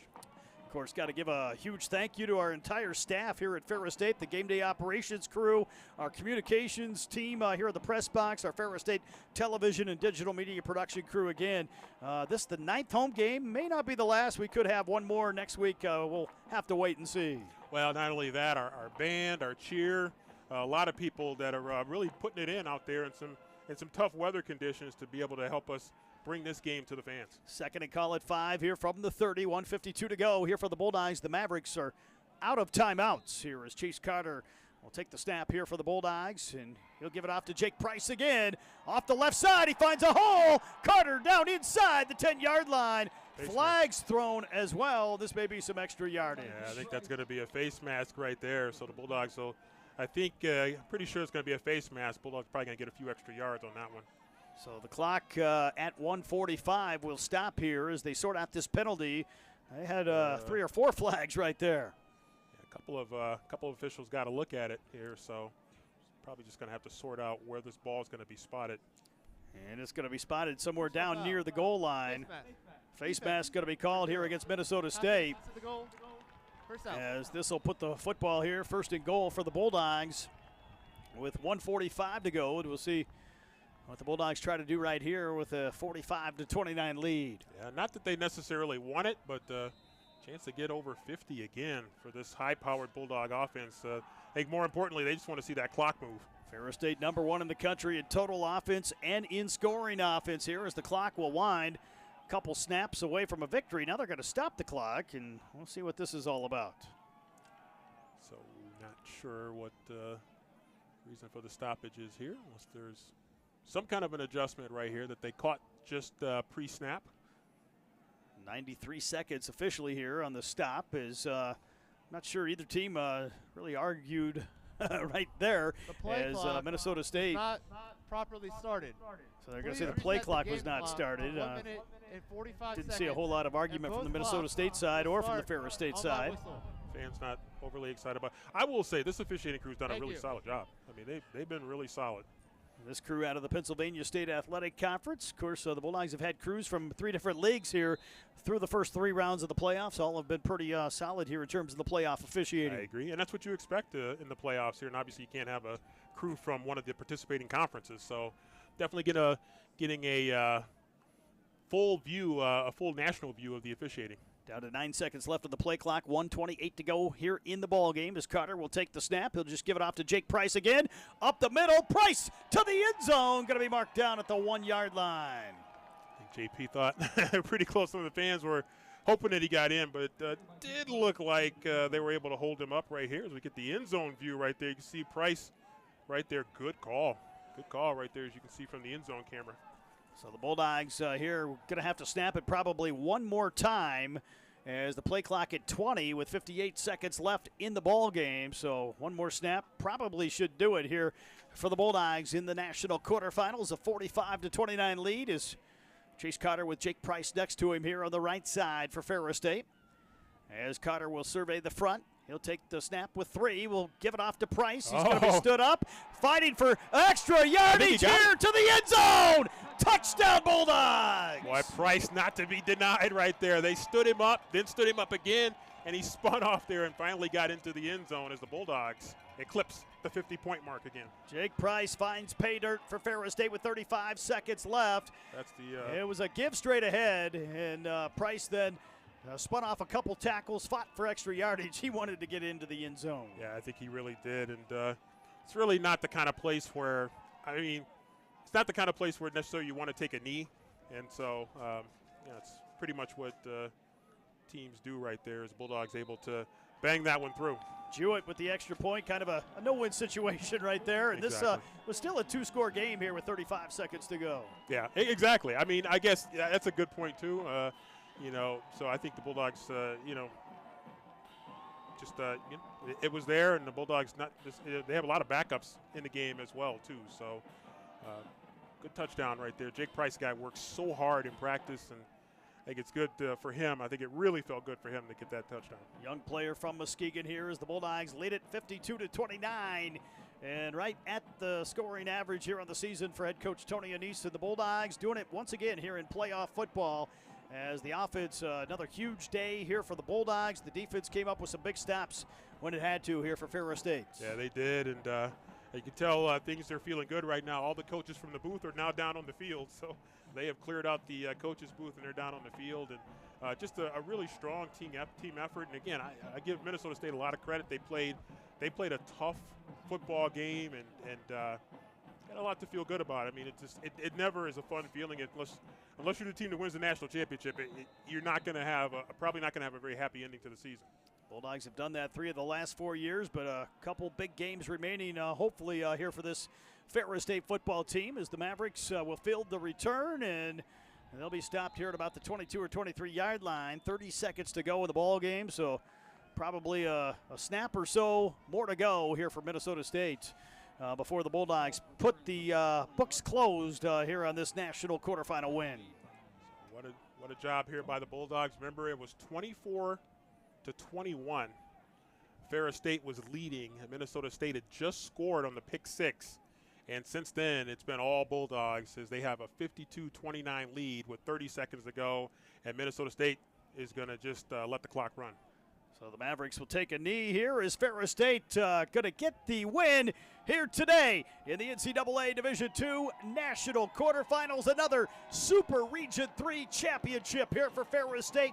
52-29, the Bulldogs are headed to the national semifinals. Yeah, what a win here by Ferris State against a game Minnesota State team. And you mentioned it a little bit ago. Might not be the last time we see these guys with us now being in the same region, Super Region 3. And I tell you what, could be some more big battles to come between these two programs. A lot of respect here on both sides as both teams shake hands and try to make sure nothing happens here at the end of this football game. I think it's all respect here between these two teams. Minnesota State, a tremendous season, will finish at 10-4 as the Bulldogs will move to 14-0 on the year, the 28th consecutive victory here for Ferris State under head coach Tony Annese going back to last year, the 28th win in a row as well, right here at Top Taggart Field, and another Super Region 3 title and a trip to the semis. Yeah, I tell you what, just a great job by this team, and they're just the tradition continues for this program, and they continue to face this really tough competition that we see week in and week out. Everybody coming to give the Bulldogs their best shot. And the Bulldogs keep finding a way to get the job done. And it just says a lot about this program. Minnesota State came in and they played tough against Ferris State, and they made the Bulldogs earn it here today. Ferris State and Minnesota State, a great battle here in the national quarterfinals, but the Bulldogs pull away here in the second half for a 52-29 win. We'll have to wait and see the seeding for the national semifinals next week. We'll know the 4 teams here shortly, and then have to wait for the reseeding to determine who the home teams are going to be as well. And we'll have to see if the Bulldogs are able to hold up for one of those top 2 spots to get a home game here next Saturday at Top Taggart Field, or if they have to go on the road. In either case, the end result going to be the same, to get a win and move back to McKinney, Texas in the title game. Well, that's the ultimate goal, here for Ferris State and the other teams that are vying to join Ferris State in that next round to eventually get to McKinney, Texas. And I usually see a lot of respect between these two teams, a lot of hugs and a lot of shout-outs. And, again, that's tough for Minnesota State, but they have a lot to feel good about. I mean, they came in here and competed. And not sure how many people gave them a really great chance, but certainly a couple of D2 football guys gave them a chance to win and predicted them to win. And the Bulldogs, they made the Bulldogs earn it. Ferris State gets the win, 482 yards of total offense. The Bulldog defense steps up. They limit Minnesota State to 283 yards. Justin Payout, a couple interceptions for Ferris State as the Bulldogs Did it on both sides, 307 yards rushing behind the Nasty Boys up front, who paved the way for Ferris State. Chase Carter, 22 carries for 149 yards and 2 scores. Brady Rose caught 5 balls for 85 yards and a touchdown for Ferris State. Carson Golker, 10 carries for 62 yards and 2 scores here. An all-around effort here for the Bulldogs, once again in all 3 phases of the ball game. Yeah, they did had the edge in terms of time of possession by almost 10 minutes, and so they were able to control that clock a little bit, despite at times scoring really fast on some of those drives. And so they really did the job there. And, of course, some of the turnovers that they were able to force, I think, were really big here in this contest. And they really did a good job of kind of containing Minnesota State at times when they could. Even though Minnesota State, again, they have some big receivers that are very talented, good quarterback play, and of course their running game we knew was going to be really, really impressive, and it was. I mean, their running game was really good, and Bulldogs had to really bear down to control that running game. Head coach Tony Anise addressing his team down on the field right now as the Bulldogs are moving back to the NCAA Division II National Semifinals. That'll be next Saturday, going around the country. We mentioned Kutztown got the win 51-29 over Frostburg State. Also today, at last check in the fourth quarter, Newberry leading Albany State of Georgia 31-24, and Harding a 31-21 lead. Middle of the third against Texas Permian Basin. As those are the scores for the other quarterfinal games. We encourage fans to stay tuned to FerrisStateBulldogs.com. We'll have more updates in regards to the matchup, the seeding, the location, once those are known later on tonight, following an NCAA call, I believe, once these quarterfinal games are all complete. We know Ferris State is moving on, and we'll have to find out where. But the Bulldogs get a huge win here today in the quarterfinals. Yep, 2 tickets punched to the Final Four, if you want to look at it that way, and 2 more waiting to be punched. And certainly it's setting the stage for what's going to be a great semifinal round with teams vying to be able to get to McKinney and a chance to compete for the NCAA Division II National Championship. That'll do it for our coverage right here on ESPN+. Big thank you to the Ferris State Television and Digital Media Production Program for their work here today and all season long covering Ferris State University football as we hit the top of the hour, 4 o'clock. Of course, you're in tune to Bulldog football right here on Sunny 97.3 WDEE, 96.1 The Game in Grand Rapids and on Metro Flint. News Talk Radio will take a 2-minute timeout as we come back with the Preferred Office Machines postgame show on your radio dial. Ferris State wins it 52-29. Back in 2 minutes here on the Bulldog Sports Network.